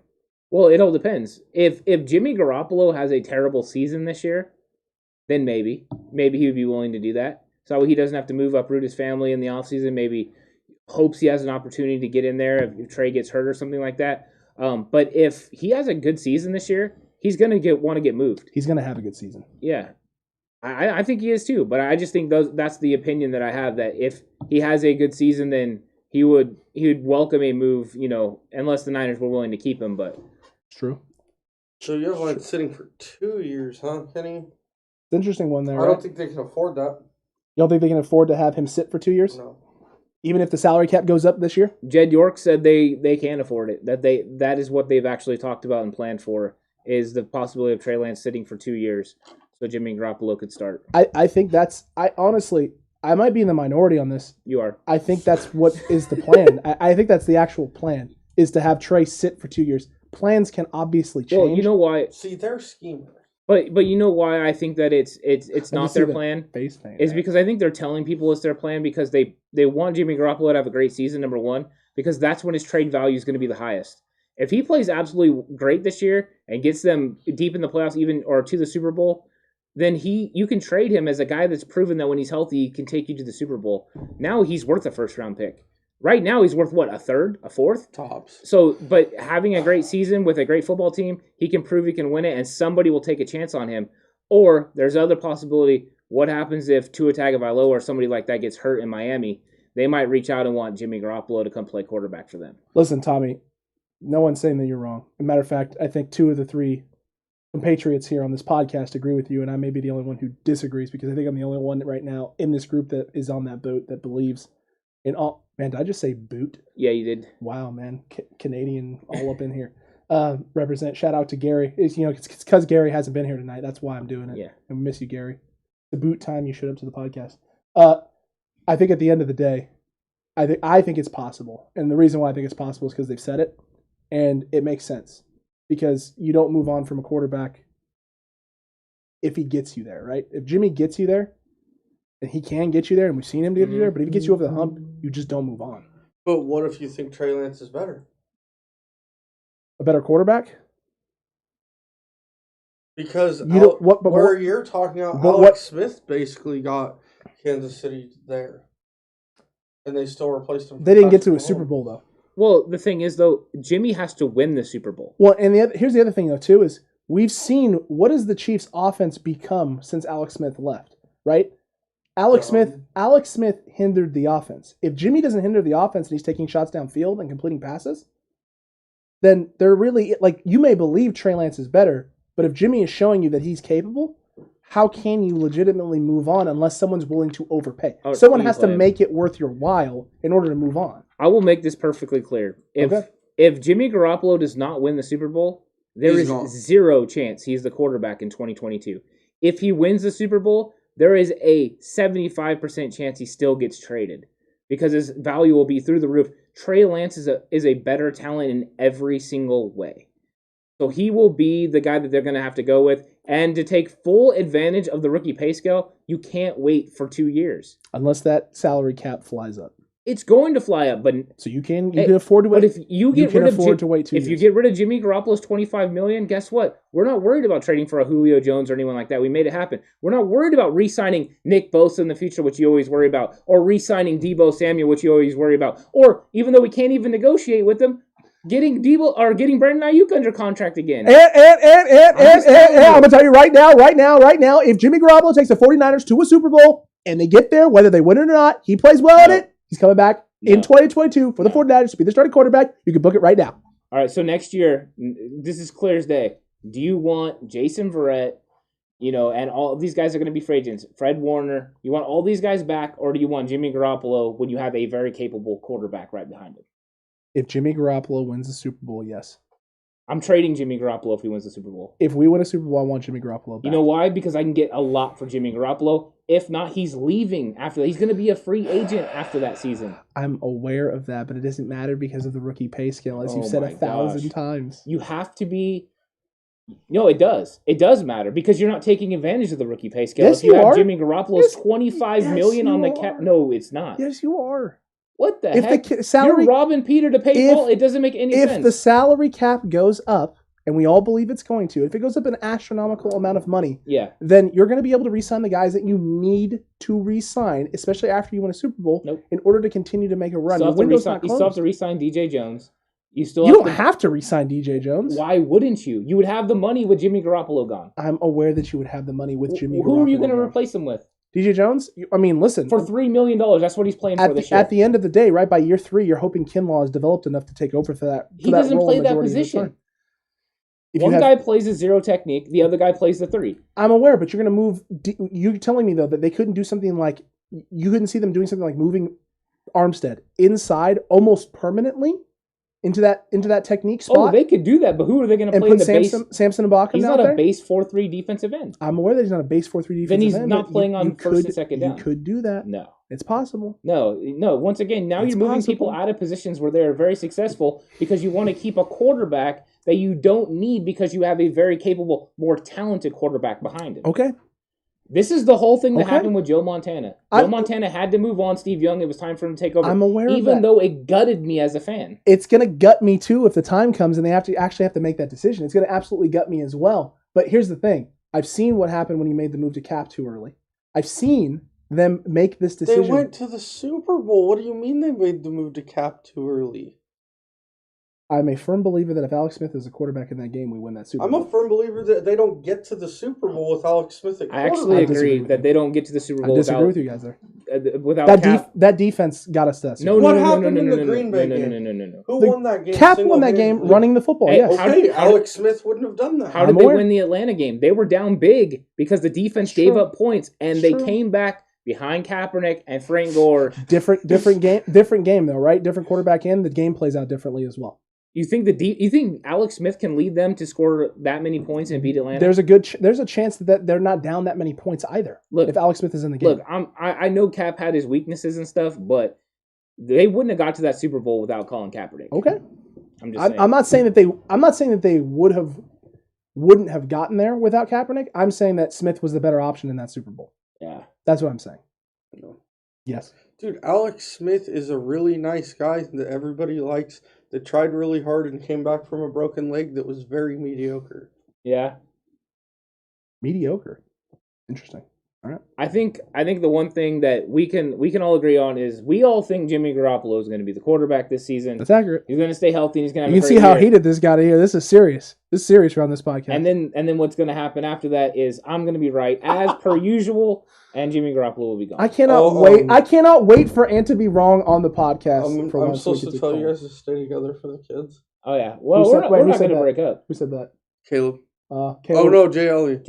Caleb told me he has a place for me to stay because I said I hate it when mom and dad fight. Yeah. Oh man, listen.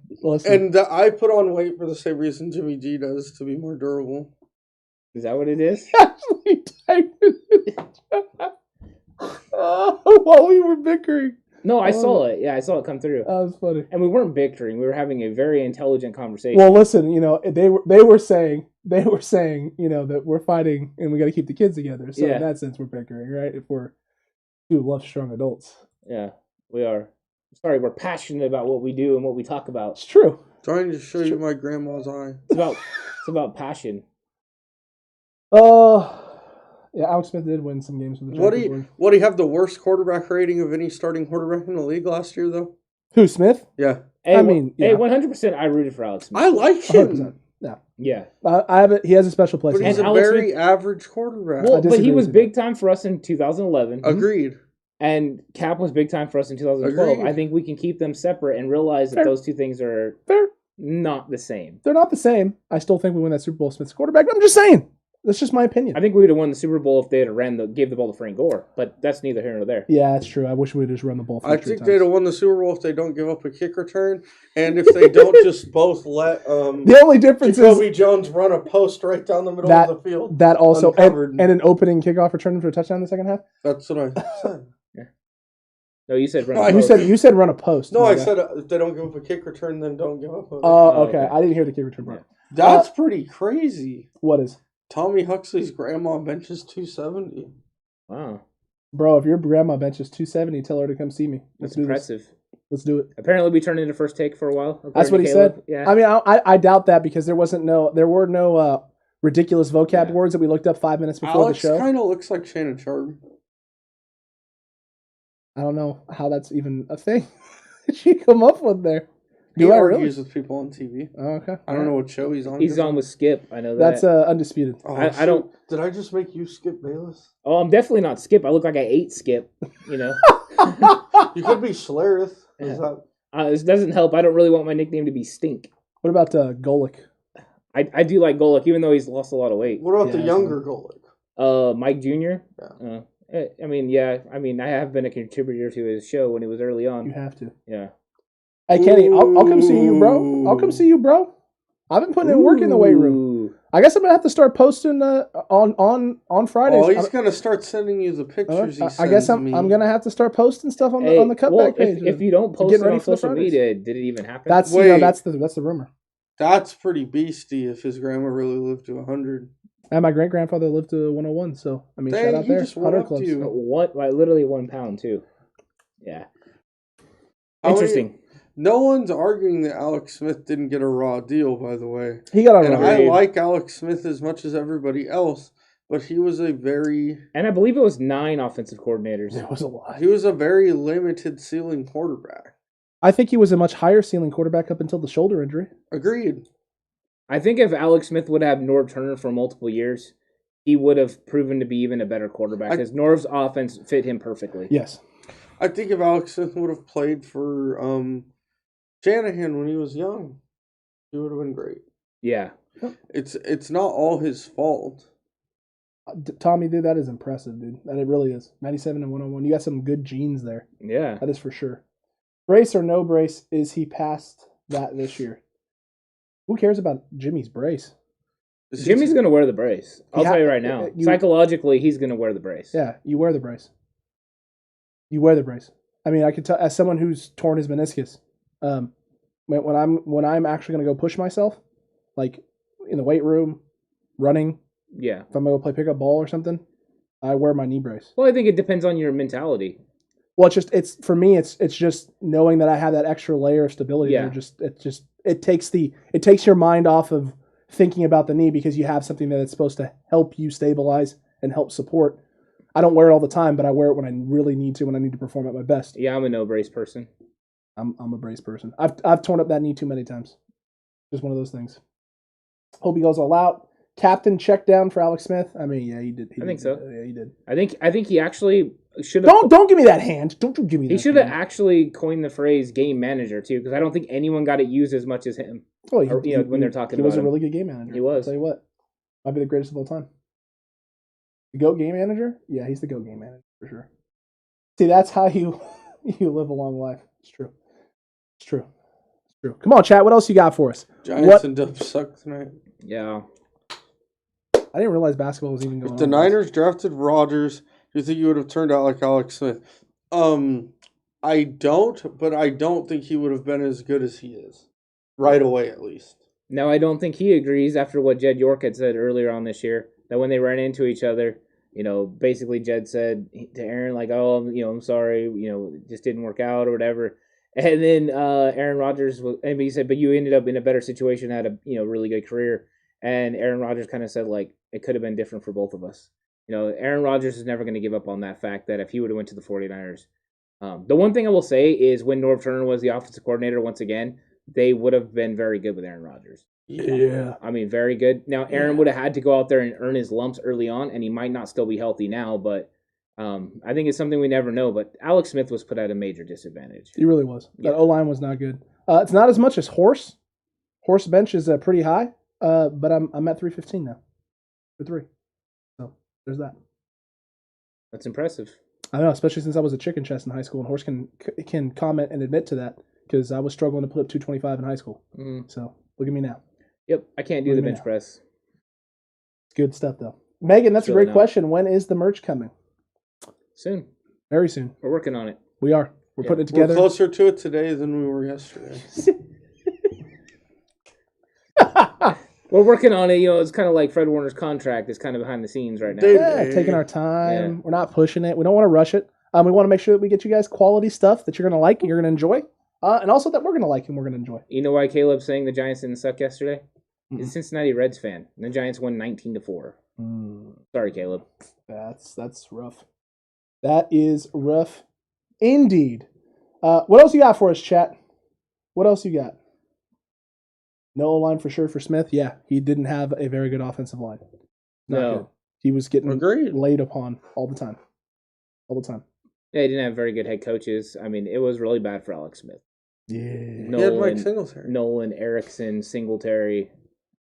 I mean... Mike Singletary's in the Hall of Fame. For a player, yeah. For playing linebacker. Wait, you mean to tell me it doesn't translate all the time? That's crazy. I was at the game where he threw Vernon Davis off the field. You can't. What was the quote? Can't win with him. Can't do it. Can't do it. What is deadlift? They want to know what you deadlift, Horst. Yeah. But you already yelled. A couple trucks. I deadlift my body weight every time I get off the couch. Hey! I like it. Yeah. I like it. I don't do a traditional deadlift. I haven't done a deadlift in years. Kenny Seeger would pay for our merchandise, but not a middle linebacker. Hey, I like it. That right there. Yeah. That could be a shirt, Kenny. That could be a shirt. You did 2 deadlifts not that long ago when the kids challenged you at Brookside. I did do a deadlift then. You're right. Was it 405? I don't remember. It was either 315 or 405. Well, guess it's more than 315. But merch should be ready by OTAs, right? Oh, totally by OTAs. I would say maybe training camp. Training camp is a good bet. Yeah, I think so. Training camp would be a really good bet. We are really working on it. That is something that will be coming down the line. 100%. Because we want you guys to be able to go out and show your support for us out there. And, we want to have some creative shirts, too. Some fun stuff. Yeah. Yeah, stuff that you guys can be proud to wear and people be like, that's funny. That's pretty good. That's pretty cool. I like that. Yeah. Alex, can you make that face and say that again? That's pretty cool. It's nice. That one? Yeah. What are you gonna do? That's weird. That's weird. That's weird. He got his A kicked. I don't know. Megan? I think he's referring to Alex Smith. Oh yeah, he did get his A kicked. Favorite Saturday morning cartoon? Talking about now or like growing up, Megan? That's a weird question. First of all, I feel like she already knows this about you because I know this about probably you. Probably Teenage Mutant Ninja Turtles. Yeah. Yeah. That's what I was thinking. I don't know if it wasn't really a Saturday morning thing for me. It was usually like a daily thing before school. I used to watch Woody Woodpecker. That was kind of my go-to. That's a good one. Woody Woodpecker. I liked for cartoons when I was a kid. I really liked the Batman ones. Ooh. Okay. I was also liked the Spider-Man one. I used to go He-Man and G.I. Joe as well. I'm gonna throw in, if anyone remembers the cartoon Recess. Okay. Yeah, Horse is a big Recess fan. And a big Recess fan. Is that why? Kenny said he'll rep the shirt in the gym. I like it, Kenny. I like it a lot. I like it a lot. TMNT was definitely mine. But I would say the next closest one after that. Man, I don't know. TMNT was kind of my jam. I used to watch it all the time. What does that say there from Mr. David Campbell? George Kittle or George Brittle this year? I think it's Kittle's back. I think we're gonna get a healthy Kittle. I would guess he plays at least 15 of the 17 games. Okay, Megan, I named like 6 things, so you're gonna have to be a little more. I'm pretty sure she meant Recess. Good show. That is. You see, D-Loke, I still watch it. D-Loke187 said Niners 12-5. Book it. Yeah, that's what I predicted.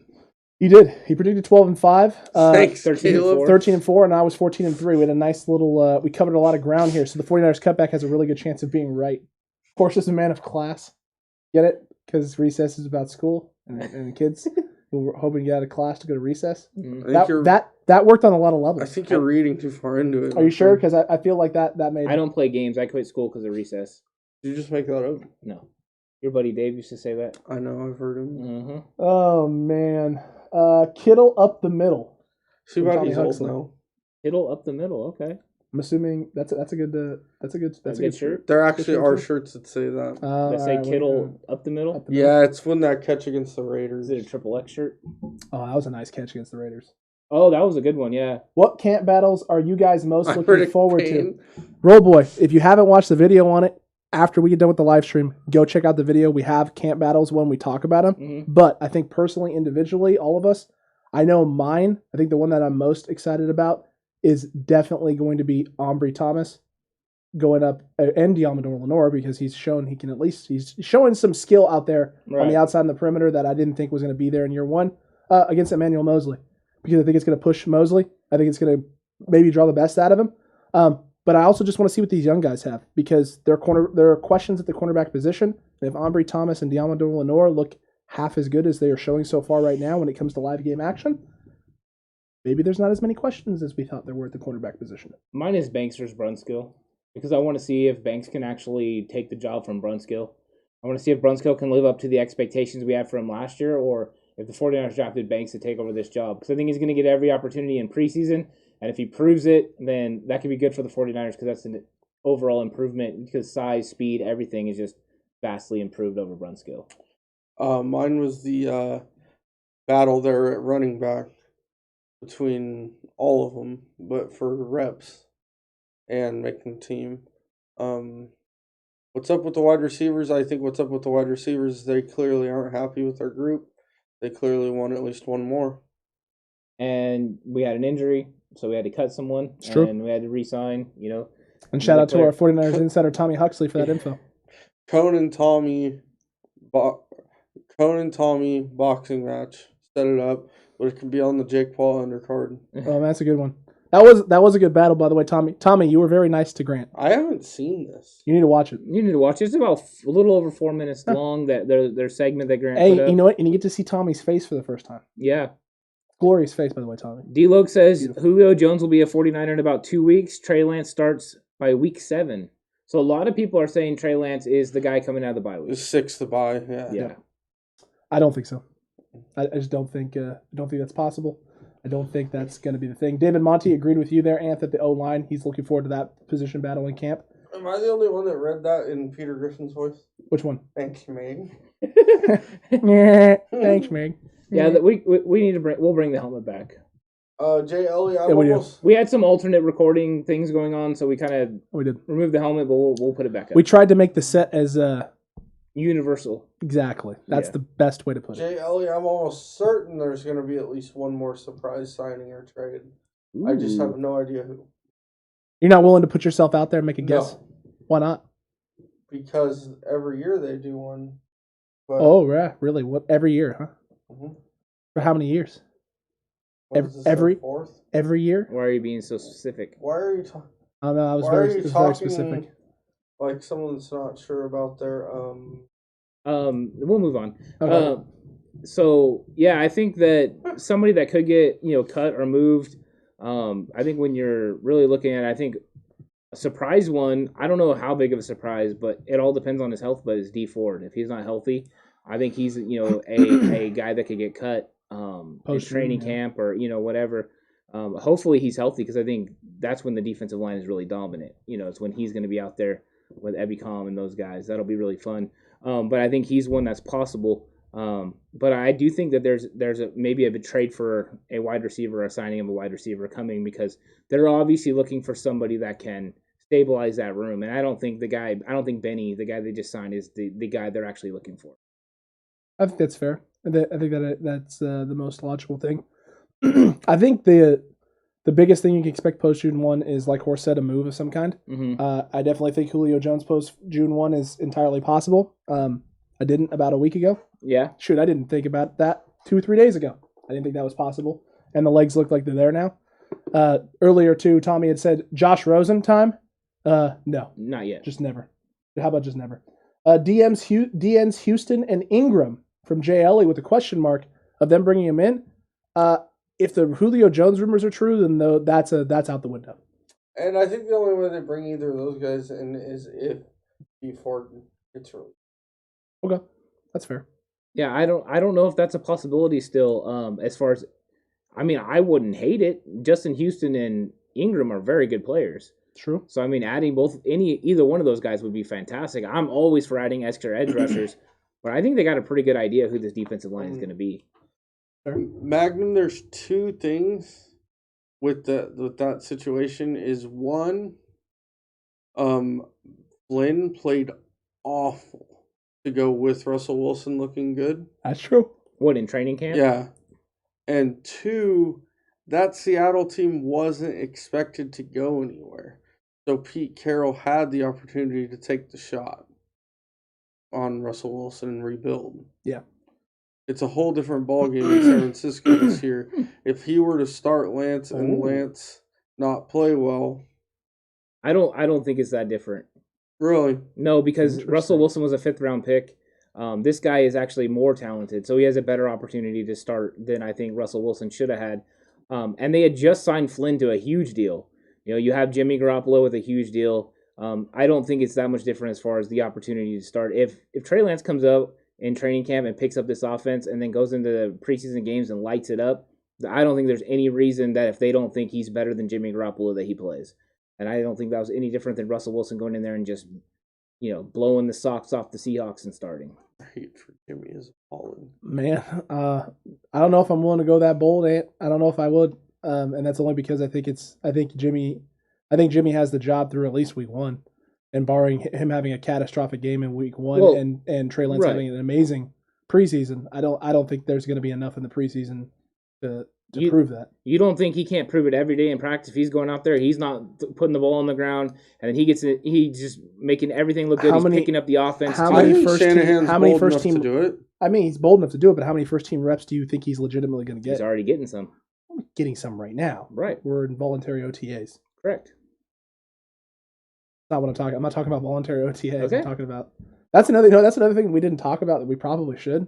OTAs. How many guys showed up? Yeah. It's 80 plus, right? Yeah, over 80 guys. That's insane. For voluntary OTAs, that's nuts. I think you really just need to understand that there is a possibility that Trey Lance wins this job. I understand that. No, once again, I agree with you guys 100%. I think Jimmy Garoppolo is going to start week 1. I think it has to. I just think there is a chance. No, I agree with you. That it was Shanahan's the kind of guy that if he thinks Lance is better, he'll play him. I'm not. I agree too. I think my caveat is that Jimmy has to play bad in order for Trey Lance. If Trey Lance can light it up all he wants, but if Jimmy Garoppolo is lighting it up or playing really well also, he's not going to not be the starter week 1. Yeah. Jimmy, it has to be both things. Jimmy has to play bad or not look good, and Trey has to be lighting it up in order for that to happen. I think Trey just has to look better than Jimmy. Okay, fair enough. Okay. What was the other one here? How do you think the D-line will shake out who's not going to make it? That was from Roll Boy. From the D-line? Yeah. I think that one's going to be interesting. I think there's going to be some guys at the end that are good players that get let go. I think one guy that's put himself in a bad situation is Kevin Givens by his off-the-field issues. 100% agree. They were huge on him last year, and he played really well when given the opportunity, but I don't think John Lynch really puts up with that.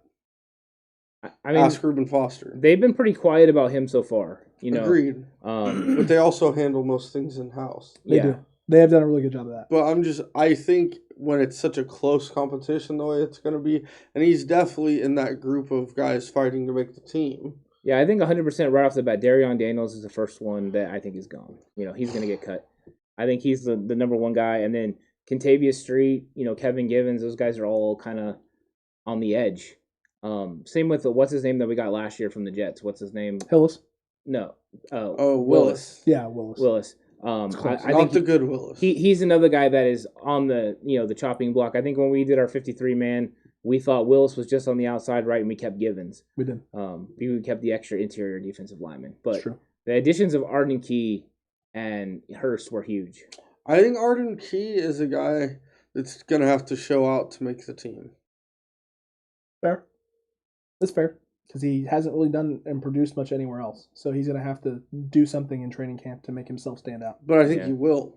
I mean, that's also fair as well. I mean, 100% good. I haven't heard any news on the Givens situation since it first came out. Yeah, I haven't either. I mean, it happened a long time ago. And they really it happened during last season, correct? No, I think it happened like after February. They were done. I mean, it could have been during the playoffs, but the Niners were done. It was in February, and then nothing since. Yeah, fair enough. Tommy, what's a more realistic sweep in our division? I'm assuming he means which team could we sweep? I'm gonna be honest, Seattle. Okay.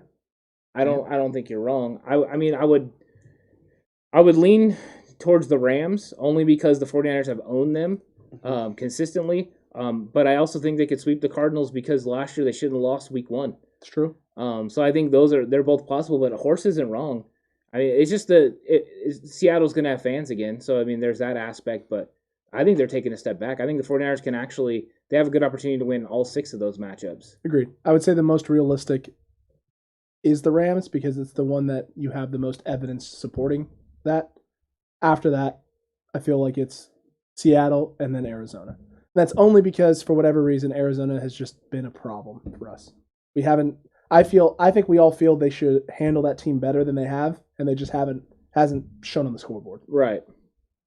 Fair.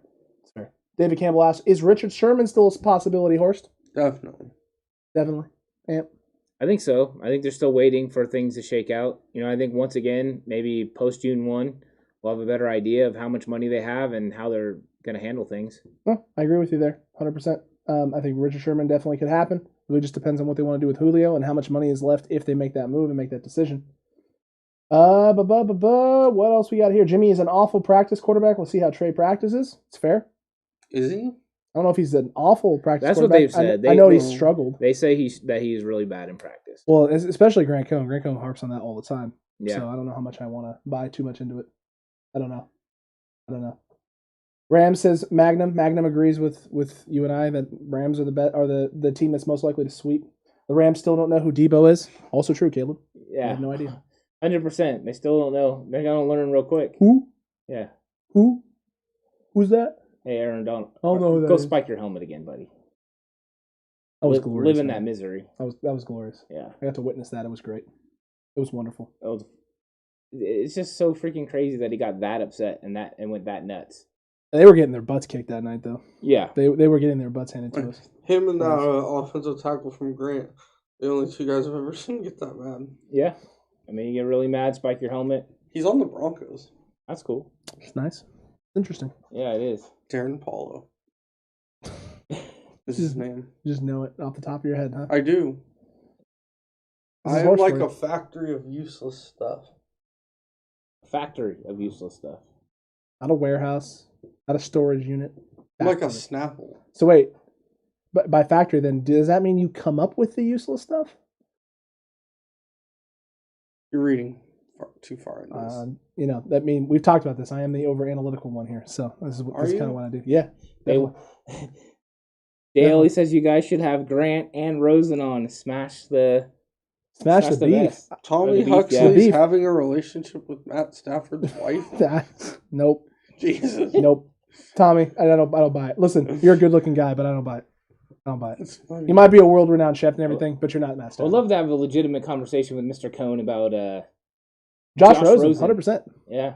Just he has to. Matter of fact, chat, we'll leave this up to you. You can make this happen. Well, maybe he has to Rosen a job when he's out of the NFL. Maybe he'll be our special guest correspondent. We'll always just cut him off right before it's his time to talk. If we do that, Grant has to promise one thing, and that he wears that sweet tracksuit that he was wearing when he was talking to Tommy Huxley. That's the only way we'll do it. He has to wear the sweet tracksuit, and then I also want to wear a tracksuit, and we can talk about how great our tracksuits. So you guys are both going to wear tracksuits. Yeah. Are we going to change the intro to LL Cool J on that day, or what? Yes, absolutely, 100%. Have to. If you don't do it, I'll be very upset. Very upset. Brunskill versus Banks can't battle. Any chance anyone pushes Tomlinson? I don't think so. I mean, is there the possibility that Banks actually pushes Tomlinson and not Brunskill? No. I don't think so either. And I don't think Moore's ready. No. I think he's developmental. I think he's got a huge upside. And I don't think Colton McKivitz can get it done. I don't think he can beat out Laken Tomlinson yet. So I would say no. I think Laken Tomlinson's a shoo-in. That is a great question, though. That is. Is Rosen sleeping on Grant's couch, Horst? It's not the wording I would have used. Is it I wonder what kind of couch this is. Is it a nice couch? It has to be a nice couch, Do you think right? it's a pull-up? Yeah. Nah, it's not a futon, man. Grant's too classy for a futon. Do you think secretly Rosen is the head of Grant Cohn's production team? Dude, what if he is? He's running the camera. What if he is? He's a UCLA boy. Apparently, Mr. Cohn is a UCLA boy. He is a UCLA boy. Oh, look at that. Keyword there's boy. Boy. So, I mean, that does make a lot of sense. It does. Maybe there is a... UCLA hasn't been good in forever. Troy Aikman ain't walking to Tommy said fight on. He did. He's not a world-renowned chef. I'm a better musician than a cook. But a cook? Oh, dang. Hot dog. Oh, no, Tommy, I heard you didn't know who Marquise Lee was. Ooh. Sick burn. Sick burn Horst. Sick burn. Tommy, listen. Forgive him. It's okay. Hey, you think that should that have been our number one battle in training camp? Sudfeld versus Rosen. For the last spot on the depth chart for quarterback. First Josh Johnson. The three-way dance. It's a three-way dance to see who's the real starting quarterback for the 49ers. Is it Josh Rosen, who's done nothing in the league? Is it Josh Johnson, who hasn't been on a roster in forever? Or is it the sleeping man, Mr. Sudfeld? Yeah. Could be either of them, right? McCormick has a question for us. It's a good one. Which undrafted free agent makes the team? None. Ooh. Oh. None? None. Zero? None. Wow. You heard it here from Horse. It's I not think happening. there will be guys that make the practice squad, but I mean the active 54-man roster. You don't even think the pasta man makes it? Alfredo Gutierrez? Not on the active roster now. I think he'll be on the practice squad. But you know, if you're really thinking about it, there's not anyone that is an undrafted free agent. I mean, maybe one of the linebackers, Hilliard, Sullivan. I think they would have the best opportunities. I don't think anyone in the secondary for sure. Well, they didn't even have any. They only have 4 guys. 5 guys if you count the Gutierrez. It's true. I think Tommy, I do love BMW. He's a big fan of him. I think that's the possibilities of the linebackers. I think Hilliard or Sullivan have a chance. I would lean towards Hilliard, just off Bosa's comments and what I've seen. I've seen more of him on tape, obviously, Hilliard than Sullivan. I do like what I've seen out of Sullivan, but I think Hilliard's got more upside in this defense. Is he ready to Hilliard? I think those dudes are practice squad guys. I think so too. Yeah, but I think they have the best. Talking active. I'm talking to Horse. I think they have the best chance, the best opportunity. I'm not even sure they can beat out guys that are still there. I don't think they can like either. Jonas Griffith, even. Then who? What's his name? Is it Jonas Griffith, right? Yeah. Jonas Griffith. Okay. Yeah, the guy from last year. True. Marcus Lee, All-American. True. Like the TV show? No, he's not on that. Oh, goodness. I like Mike Williams as well. Fantastic. Listen, I know this isn't a boy band Horse, but he was in a boy band, so Ant's bringing sexy back to the podcast. Ooh. It's fun. I like Watkins. He likes Austin Watkins? Austin Watkins, yeah. I like Fallout Boys. I'll tell you, Austin Watkins is a possession receiver. I just don't know if he's as good as Jawan Jennings. That's it. Horse is out now. He's checked out after that, Caleb. Josh Rosen cashes in the Money in the Bank briefcase to become the 49ers starting quarterback. If that happens, Kyle Shanahan, sorry, you're out of time. It's time to go. Do you think he does like the Brock Lesnar party down there with it? It's me, Josh! Well, they already gave him a Money in the Bank contract. It was picking him 10th overall. It's true. He got paid a nice amount of money. And did nothing with it. Also true. Just lost right away. Also, Tony Montana, Niner fans. I like that. Horse is a Tony Montana guy. He is. That's a good song. And he was all about that special teams, too. He was. Still am. Yeah, even though they weren't exactly the biggest names. Blake Costanzo, Booby Dixon. Good old Booby Dixon, man. I always forget about Booby I Dixon. forgot about Colin Jones, Horse. Colin Jones. Good name. He went ahead and made a career out of playing in Carolina. True. He's like still playing. Yeah. It's impressive. He's been around. Booby Dixon's now a big 49er lover on Twitter. He does that pretty good, so he's fun. Good job, Booby. And a little unknown fact, the Tony Montana was our original theme song when we started the podcast. It was. Yeah. Yep. That's how hyped we were into it. Yeah, I mean, we're super into it. We've progressed and evolved the chat. Definitely. I know you've noticed this, so thank God. Thank God we've done that a little bit. What else you got for us, chat? Anything else you guys want us to talk about? Anything else you want to talk to us about? Let us know right now. And for everyone out there who hasn't subscribed already, make sure you hit that subscribe button, hit that notification bell, and pummel, you heard me right, pummel that like button. Shoot the likes up into the stratosphere. Let's pump this thing out onto YouTube to as many people as we possibly can. As Gary would say if he were here with us right now, 24 watching, 13 likes. What are you doing? Hit that like button. Get it up there. Help us get to where we need to be. Is Boobie Miles going to play this season? No. From Tommy Huxley? No. We kept practicing and practicing. You said we were going pros. Is that like throwing it deep? And he can pass. And he can pass. No, Boobie Miles is not playing this season. Oh, that was such a sad part. It really was. What am I going to do about my leg? Football. Yeah. What am I going to do about football? Oh, and he's just man. spitting as he's saying it. That was good. What are you looking at? Derek Luke did a really good Be job. great. Be perfect. What's up, water Win bug? state, all that. All of that shit. What if Verrett gets injured? It would be a big yikes. It would be. I think if he gets injured, though, the Niners are going to pull the trigger on a trade for a corner. And we're effed. Yeah, I think that they might, that's why they might still make a move. They might bring someone in to insulate them, whether that's Richard Sherman or whatever. But I think they're getting a good idea in OTAs how Ambry Thomas and Diamador Lenore are. We'll see what happens. And again, the idea is that this pass rush is elite like it was in 2019. Maybe you don't need the greatest corners in the world in order to function. It's true. Caleb said Cowherd is likes Lance again. I saw him say that earlier. They must be dating.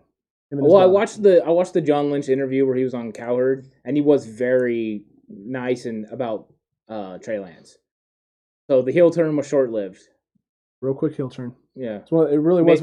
Maybe Trey called the stepdaughter and was like, "Hey, what the hell's going on? Sorry, my phone got disconnected. I thought changed my number to a California number. Sorry." Yeah, and did you see that report too on how much Trey Lance is actually going to make after taxes in California, guys? From $34 million down to $16 is what he's going to take home. Wow. Yeah, that hurts. That sucks to play in San Francisco. That's the only bad part about playing in San Francisco. That does suck. That's awful.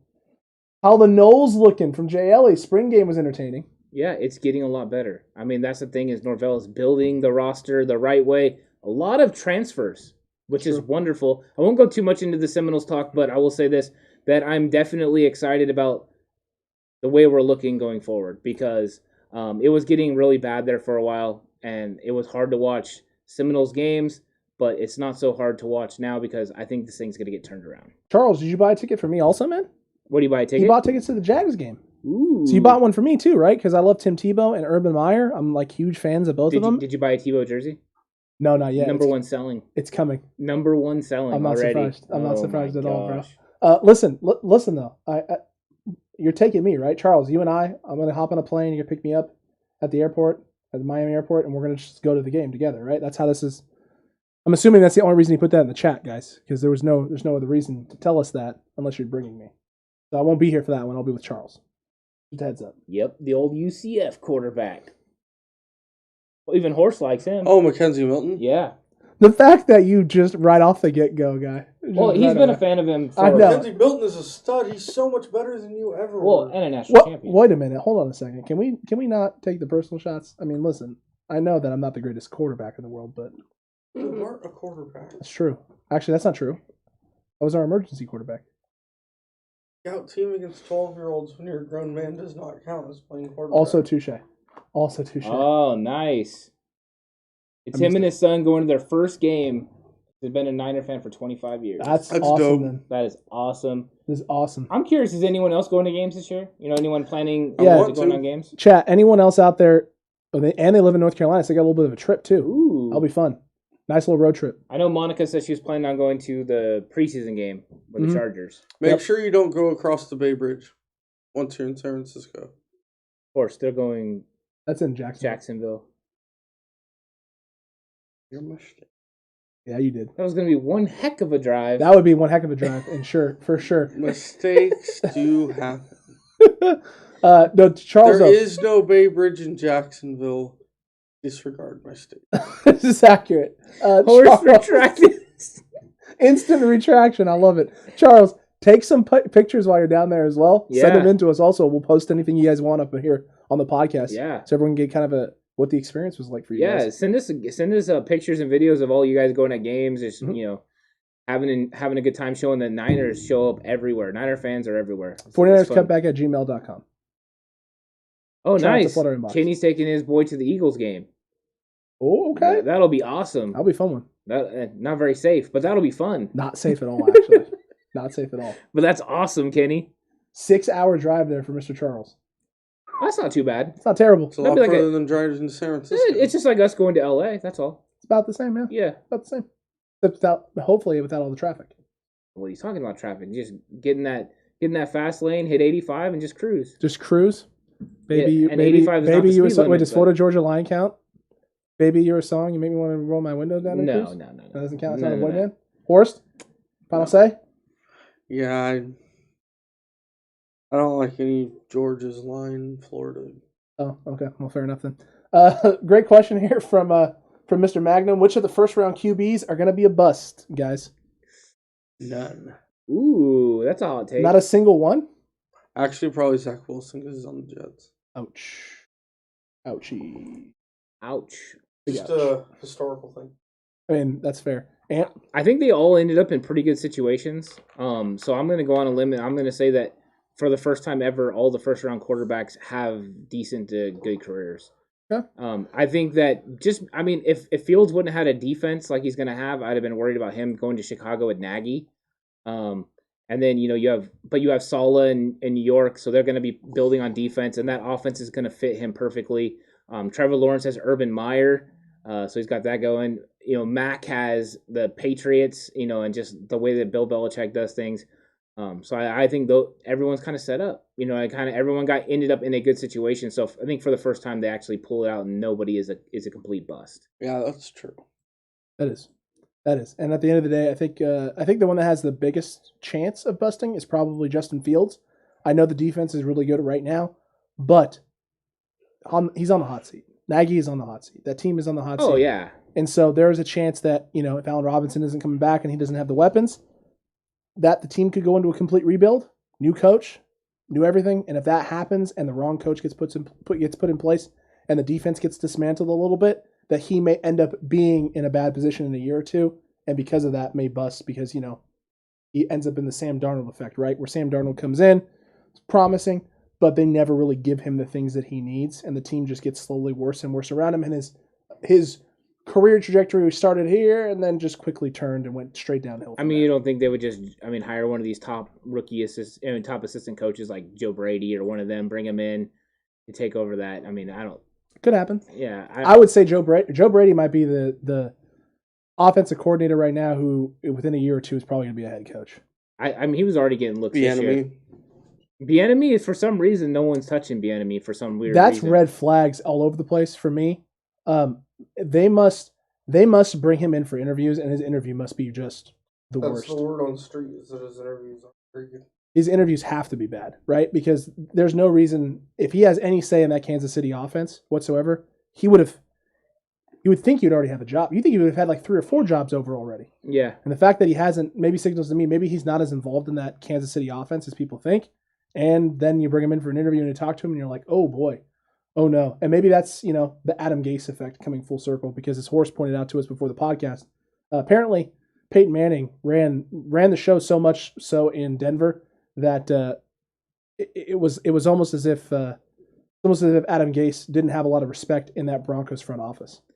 Yeah, it's possible. I see JL asks, which rookie quarterback has the most wins as a starter this year? I would say the safe bet's actually, if Trey Lance starts, it would be him. I don't think he will, so I'm going to go with Mac Jones. Ooh. You think Mac's going to beat out Cam? So then how is he going to have the most wins? I'm just making a prediction. I think it's going to be Trevor Lawrence. Fair. I think that that he'll have opportunities to win football games and they'll win. And I don't think any rookie quarterback's going to win a lot of games. I would normally say Justin Fields, but I don't think he's going to play at the beginning of the season. So I think he's going to come in kind of midway through. But if he was starting from week 1, I would say Justin Fields. But since Trevor Lawrence is starting week 1, I'll say him. That's fair. 100% fair. I think at the end of the day, too, the thing you got to look out for with that is guy with the most, not just offensive potential, but defensive potential as well. So I'll go with Justin Fields. Even though I think he has the best chance to bust, I think he's not a guy who busts because of his year one. His is there's a drop off year 1 to year 2, and that's because of the talent around him. I think he has the potential to break out and be the rookie of the year. In all honesty, he might be in the best situation in terms of having some offensive weapons and pieces around him, and having a top 10 defense already coming into the league year 1. He has the potential to blow up and win some games, and part of the reason he'll win so many games is because that defense can carry him to wins also. Yeah, and I see Jay Ellie said, how many games do you think the Jags are going to win? I think they'll win 5 or 6. And the only reason I was saying about Justin Fields is I think maybe like week 8 to 10, that's when he comes in, to play. So I was thinking, maybe he splits those. It's basically numbers. It's not who I think is better or, whatever. I just think those are the situations. Well, I do agree Trevor's going to have the most opportunity. He's going to have the most opportunity. Him or Wilson. Yeah. But Wilson's team. Well, Fields might too. I still think the Big Red Machine You think so? first. I think he starts first, and that's the only question. If Fields was starting from week 1, I would say Fields, but I'm not sure he starts from week 1. All right. Well, that's fair. And I am curious if Mac Jones can beat out Cam Newton. If he can, he could win the most games. Even though the AFC East is more difficult than ever before. It's very true. Miami's going to be tough to beat. All right, chat. I'm going to give you 2 more questions. 2 more. What do you got for us? Make them count. Because if they're silly and nonsensical and we answer them, that's your question. We did get another sub, too. We did. Shout out to a new sub. I wish I knew who it was. I know, me too. I wish. Thank you for subbing. We appreciate it. New subscriber. We love you. We really do. We're 1 step closer to 1K. And for YouTube to push our content to everybody. It'd be great. Because then our conversations are huge and gigantic. And that's what we want here on the 49ers Cutback. Is big, huge, fat, gigantic conversations. Oh my goodness, Tommy. I like it. What you got? Come on, chat. We're waiting on you. Waiting on y'all here. 2 more. 2 more glorious, wonderful questions. They have to be wunderbar. I like that comment. That was pretty interesting. That's it. Yeah, that is. He has a Groot tatted on his leg wearing a Joe Montana jersey. I like that. Interesting. JLE says Mac Jones is ready to start, right? LOL, just not for the Niners. That is pretty funny. Yeah, that is funny. Yeah, well, we don't think he's ready to start. But Kenny Seeger, what NFL team will pick first in the draft next year? That's a bold one. Cleveland. No, not Cleveland. New York. Which one? Jets or Giants? The New York Jets will pick number 1 next year. Okay. Horse says Jets. Ant, what do you say? I need a second to think about it. So if you have your... Okay, I got mine. Okay. I got mine. Shocking everybody with the first overall pick next year in the 2021 NFL Draft, the Atlanta Falcons. Okay, I know who I'm and that's not shocking to anybody. It took me a second, but I figured it out. You got it, Ant? Yeah. What you got? Houston Texans. Ooh, I wasn't thinking about that. You know what? Signed another quarterback, Deshaun Watson. We don't know what's going to happen with him, so I'm going to go ahead and say Houston is picking number 1. True. Wasn't K Street an edge guy in college, and isn't Armstead a better inside lineman than a D end guy? Seems like we don't like to play our D-line guys in the areas they excel in. From Mel. Well, actually, with Armstead was a 5 technique coming out of college, which is in the 3-4 is kind of what he would be doing in this 4-3, a base 4-3 set. So, he's kind of a tweener as far as, the size to play inside and outside. He can play both. That's why he's a base 4-3 down edge guy against the run, early downs, and then shifts inside on pass rushing. And Kentavious Street should play on the inside. He doesn't have the speed to play on the outside, the athletic ability. He's not a great edge pass rusher, so that's why. But Armstead overall, he's still a solid player, and we've been seeing him play since he was in high school. So he's a good player. He's a base 4-3 down guy, and he's not somebody that's going to bring a lot of heat off the edge on third down on obvious pass downs. But those are times when you can move him in, and that's fine. But he was actually drafted by the Niners to play the 5 tech in the 3-4. So was Buckner, because that's what they ran, the 3-4, before Shanahan got there and switched it. So. All right, listen, I know I said 2 questions, by the way, but we had 2 really good ones and a fun one. So we'll start with this first one, the fun one. Horst, to you for this one, In and Out or Five Guys? Neither. What would you do instead? I am a bigger fan of Carl's Jr. Wow. The CJs. I like it. Some people dude. probably don't even know that's Hardee's. Probably where they're from. Hardee's out there in the West. Carl and East. Jr. or Hardee's. Excuse me, South and East Coast. Yeah. Ant, what about you? In-N-Out or Five Guys? Five Guys. I like their burgers. Now, if we're going with fries too, then it would be In-N-Out. Okay. But if you're just talking the burger itself, I prefer Five Guys. For me, I'm going to go with In-N-Out, and that's just because they have more options and do more things with their menu. I like Five Guys a lot. So you're a grilled cheese fan. I love the grilled cheese, dude. The grilled cheese is the best, dude. It's so good. That grilled cheese is the bomb. JLE says Whataburger, by the way. Whataburger. I've heard. I've never had it. Neither have I. Yeah, never had it. That's why either. I couldn't comment. It's a good one. Great. So great question number 1 of 2 from Tommy Huxley. What's the trap game this season? I think it could be the Atlanta Falcons game again. That could be it could be a game that ends up being a trap-like game for the 49ers. However, I think the 49ers are ready for those type of games this year. They played a few of them over the last couple seasons, and that 2019 season, they had a couple of them, and they came up short, just inches short against the Falcons team, and stuck a couple of the other ones, the big ones out. So I think they're ready for them, but I'd say Atlanta definitely could be a trap game. And don't be surprised, too, if that Eagles game, that second Eagles game, in Week 2, that Eagles game, could end up being a trap game, too, especially if the Niners come out and roll in Week 1. Well, it's kind of hard to have a trap game when you went 5-11 the year before. Yeah. To me, that's more of a, like they're coming into last year. You can have trap games. Okay, fair enough. And I think it's the Chicago Bears. On Halloween, to 10 a.m. start time, I think that is the trap game because of how good that defense is. I think you're going to have Justin Fields coming in and playing, and he's going to be motivated with a chip on his shoulder to play against the 49ers. So I would say that game. It's fair. That's definitely fair. The last one there, the last great question that we had there that I really, really liked is how will NFC West teams finish? Didn't we do We did do one. We did an NFC. We did an NFC prediction of where the Niners are going to rank. So but we didn't talk about the whole NFC West. Into that. Well, they should tune into that. But how will NFC West teams finish? They're asking about all the NFC West teams. Mm-hmm. I think I'm in the firm boat that the Niners, Rams, and Cardinals are going to be 3 of the top 10 teams in the league, and there's a good chance you see all 3 of them potentially making the playoffs. I have the Cardinals ranked a lot higher than both of you do, and I have the Rams as the second best team in the NFC West, with the Niners being the first best team. Oh, excuse me, second best team in the NFC, and the Niners being the first best team in the NFC. Yeah. Antho, what about you on the rest of the NFC West? I got Niners 1, Rams 2, Cardinals 3, Seahawks 4. Fair enough. Fair enough. How do you think they finish in the NFC in general? In general, I think Niners and Tampa Bay are the top 2, and then I think that the Rams are in 4th, and I think Arizona is about 6th. Fair. Horse? I would say Niners 1, Rams 2, Seahawks 3, Cardinals 4. And in the NFC, how they finish? I'm going to say Niners get the 3rd. Ooh. Okay.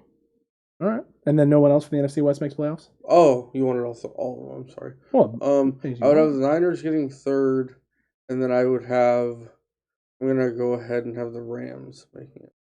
Okay. In wild card. I like that. I like that a lot. That's fair. Yeah. That's definitely fair. Why is Tommy Huxley talking bad on me? Oh, because you said Carl Jr. was better. Yeah, and you're saying Carl Jr.'s trash. No, his last name is spelled Horstberry. Oh, because Dingleberry. I get it. Oh, I got it. I get it. I always forget that you guys are related. You know, it's just a thing I don't remember all the time. Look, at the end of the day, hey, chat, this was a lot of fun tonight. It was. We enjoyed ourselves. NFC East rep. Like, who do we think's making it out of the NFC East? Ant thinks the Giants. It's going to be the New York Football Giants. It's true. The big people. He does. Dallas. Dallas. You're the Dak guy. One of them has to make it. I do like right? Dak. Listen, one of them has to make it. Could be the football team. They're good too. They made it last year, right? The football team, I think, has the inside track. We'll just have to wait and see. I think the big people have an opportunity, and if Dak is healthy and that Cowboys team can get better, then yeah, they definitely have an opportunity as well. Chat, though, we love it. We absolutely love you. This was a lot of fun. We enjoyed all of this tonight. Oh, big time. We do every night. Mm-hmm. This is our favorite night every week is Friday nights. No words of Nico. Those are the words of Nico. Hey, and don't forget, we got videos coming out tomorrow morning, 11 a.m. Yep. You got a video coming out Sunday, 11 a.m. We have videos coming up all next week as well. And we do have a break coming up. We have a break coming up. So we are going to be taking a little bit of a break. You're still going to have a video every single day that's coming out. Yep. But you won't have one live stream. Just one.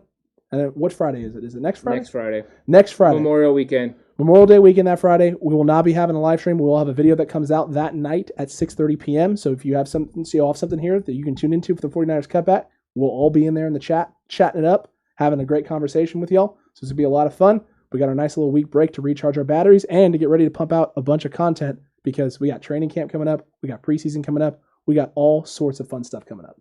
Yeah, exactly. So that's what we're going to do. We're going to take just a little bit Memorial Day weekend and enjoy having a little bit of time off, and then we'll get back to it and get going again. But I'm definitely going to miss being on the live stream with everybody, but coming back that next Friday the 4th in June 4th, that'll be a lot of fun, and we'll be ready to go. Get ready because guess what? Mini camps will be around the horizon. Think about it like this, guys. When we come back, it's football time. Pretty much. It's always football time. I mean, it's always football time, but it's like real football time. Like, it's not speculation. Yeah. It's like real. Real. You know? Yeah, thanks everyone for being on there. You know, Gary, thanks for hopping on at the end. We love you, Gary. Magna McCormick being on there. Tommy Huxley, of course. Jay Ellie, always on there. Shout out to Charles as well. Mel, right. New ones today as well. Megan, always on there. You know, we had a lot of good ones. Thank everyone that's on there. That's always Roy Boy for always giving great, questions and things. Nico Collins jumped on late. Fantastic. We love having you guys on here, asking great questions. Thanks for all the subscribers. It's been big. Been huge. It's been huge. Huge. All right, guys. You know what time it is? I know. Let's chalk another one up. No time for Rosen. None. Oh, man. Yeah. Never.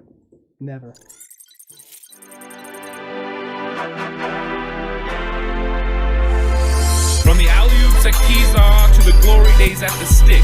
From who's got it better than us to brick by brick. It's always the 49ers way. From off-season to game day. Yeah, we talk that. It's the 49ers.